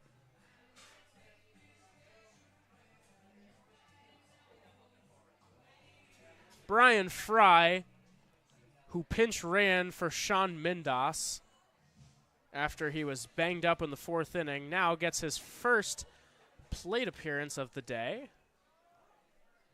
He flashes bunt, pulls back. They'll throw behind the runner at first, Romick, but he's back.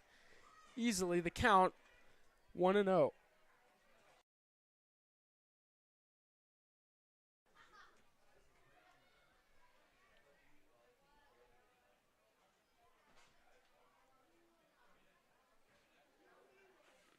One and 0 on Fry. He flashes bunt again, pulls it back, and takes strike one.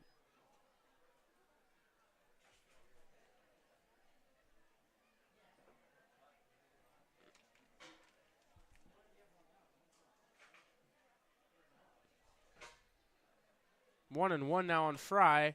Takes that one up and away. It's 2-1.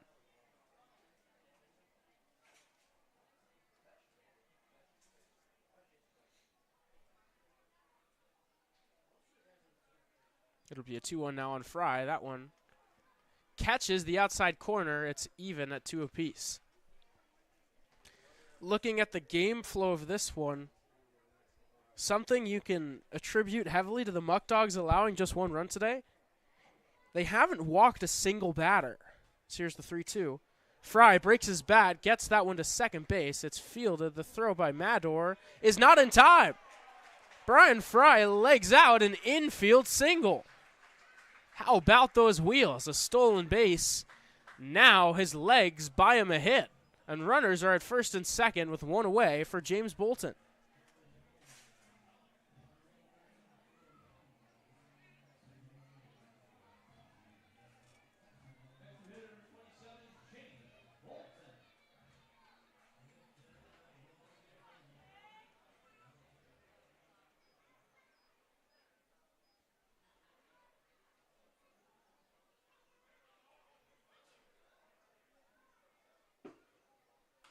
Bolton skies that one down the right field line, well out of play. It's 0-1.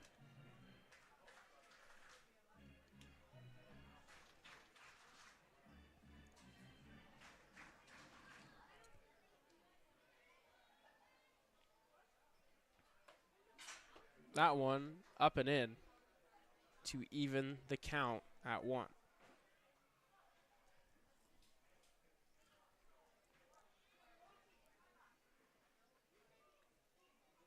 Here comes the 1-1.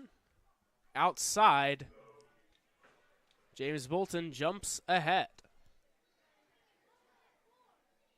Bolton had an RBI single last time to the plate.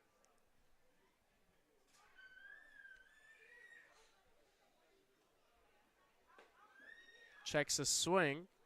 It's a called strike 2.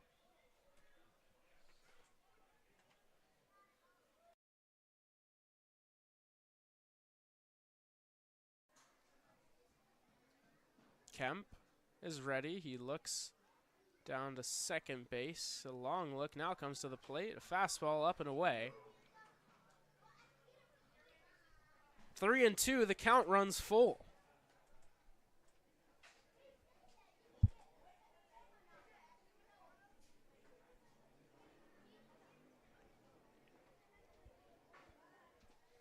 Three-two pitch coming home. That one outside.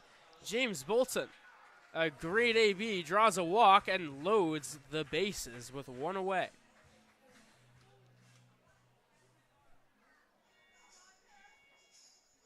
Bases loaded for Caleb Walker. Walker had an RBI single between first and second. That's the last run to cross the plate. Came from Walker's ribby single back in that 4th inning. The Muckdogs looking for a little bit of insurance as they'll try to nail down the win in the top of the 7th. Wouldn't hurt to put up a couple more. Give Luke Rising some more to work with. The way he's going doesn't seem like he'll need it. But it never hurts as Caleb Walker fouls the first pitch he sees back behind home plate.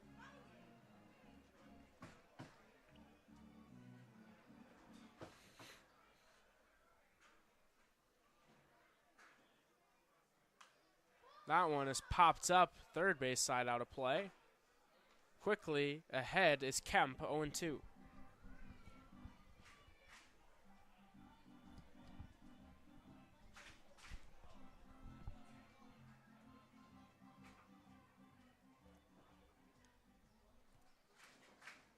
The 0-2 on the way. That one upstairs. Fry leaves it. Walker leaves it high. 1-2.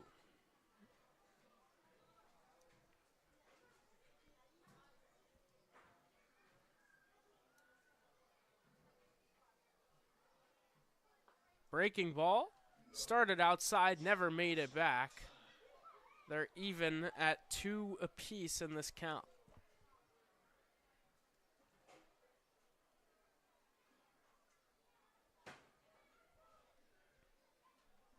The 2-2 now on its way. Walker fouls it off.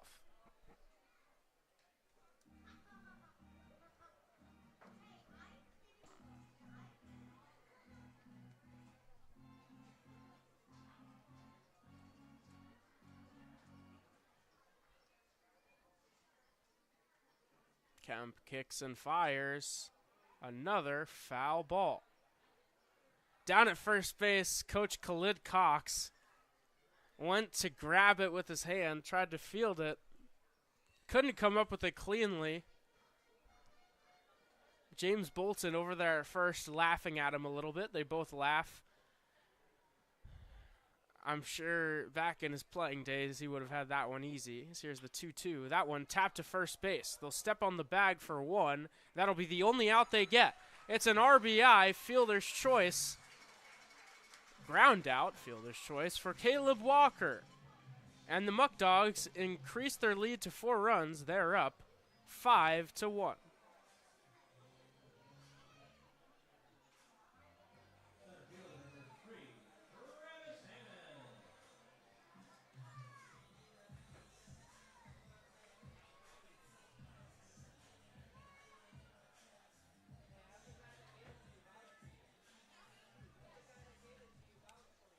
Travis Hammond now up with runners on second and third. He fouls the first pitch he sees back. Hammond looking for his first hit on the day. He's 0 for 2 with a ground out and a strikeout.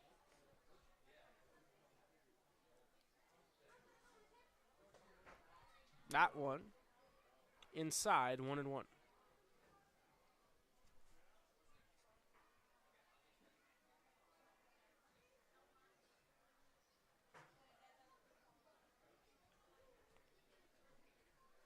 It'll be a 1-1 now. Hammond pops it up.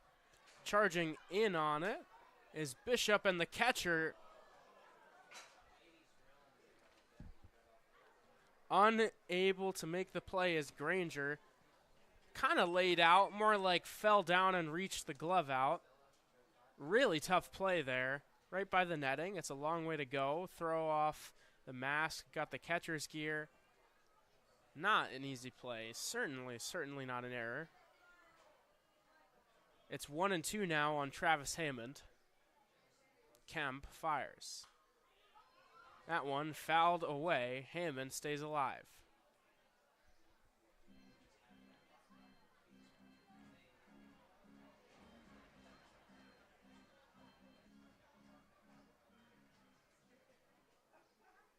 Here it comes on 1-2. Breaking ball, flied into right center field. The right fielder makes the catch to retire the side, but not before the Muckdogs strike for one insurance run. They collect one base hit and lead 5-1 after 6 innings of play.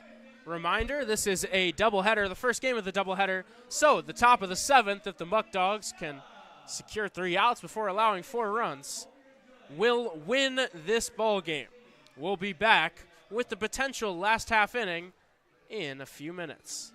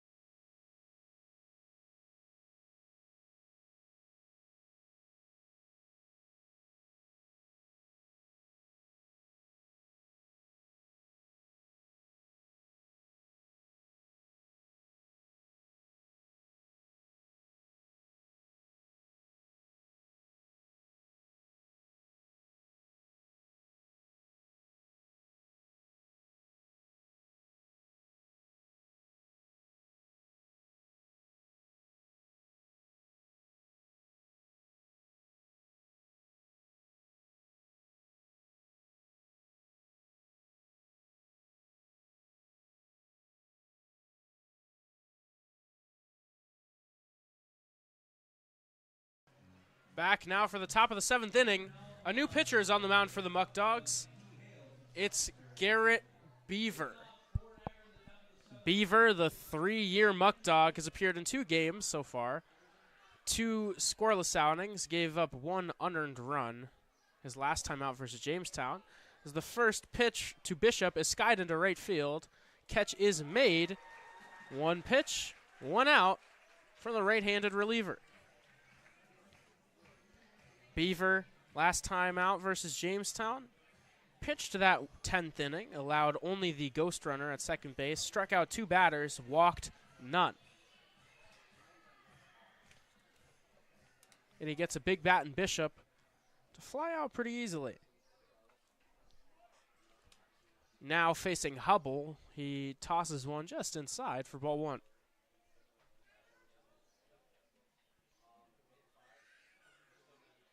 Here comes the 1-0.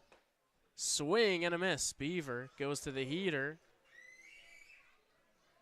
Gets him to wave a touch late. The 1-1 is now on the way. Slider on the outside portion of the plate. Beaver, pound in the zone, jumps ahead, 1-2.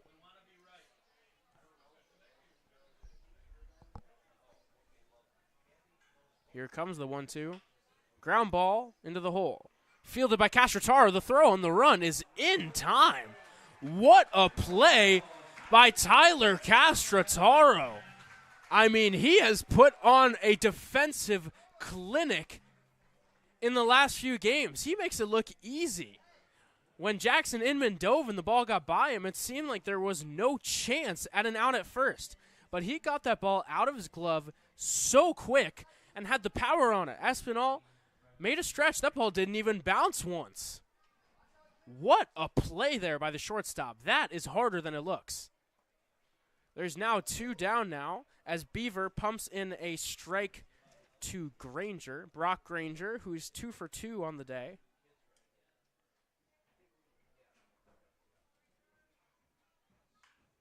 Popped him up.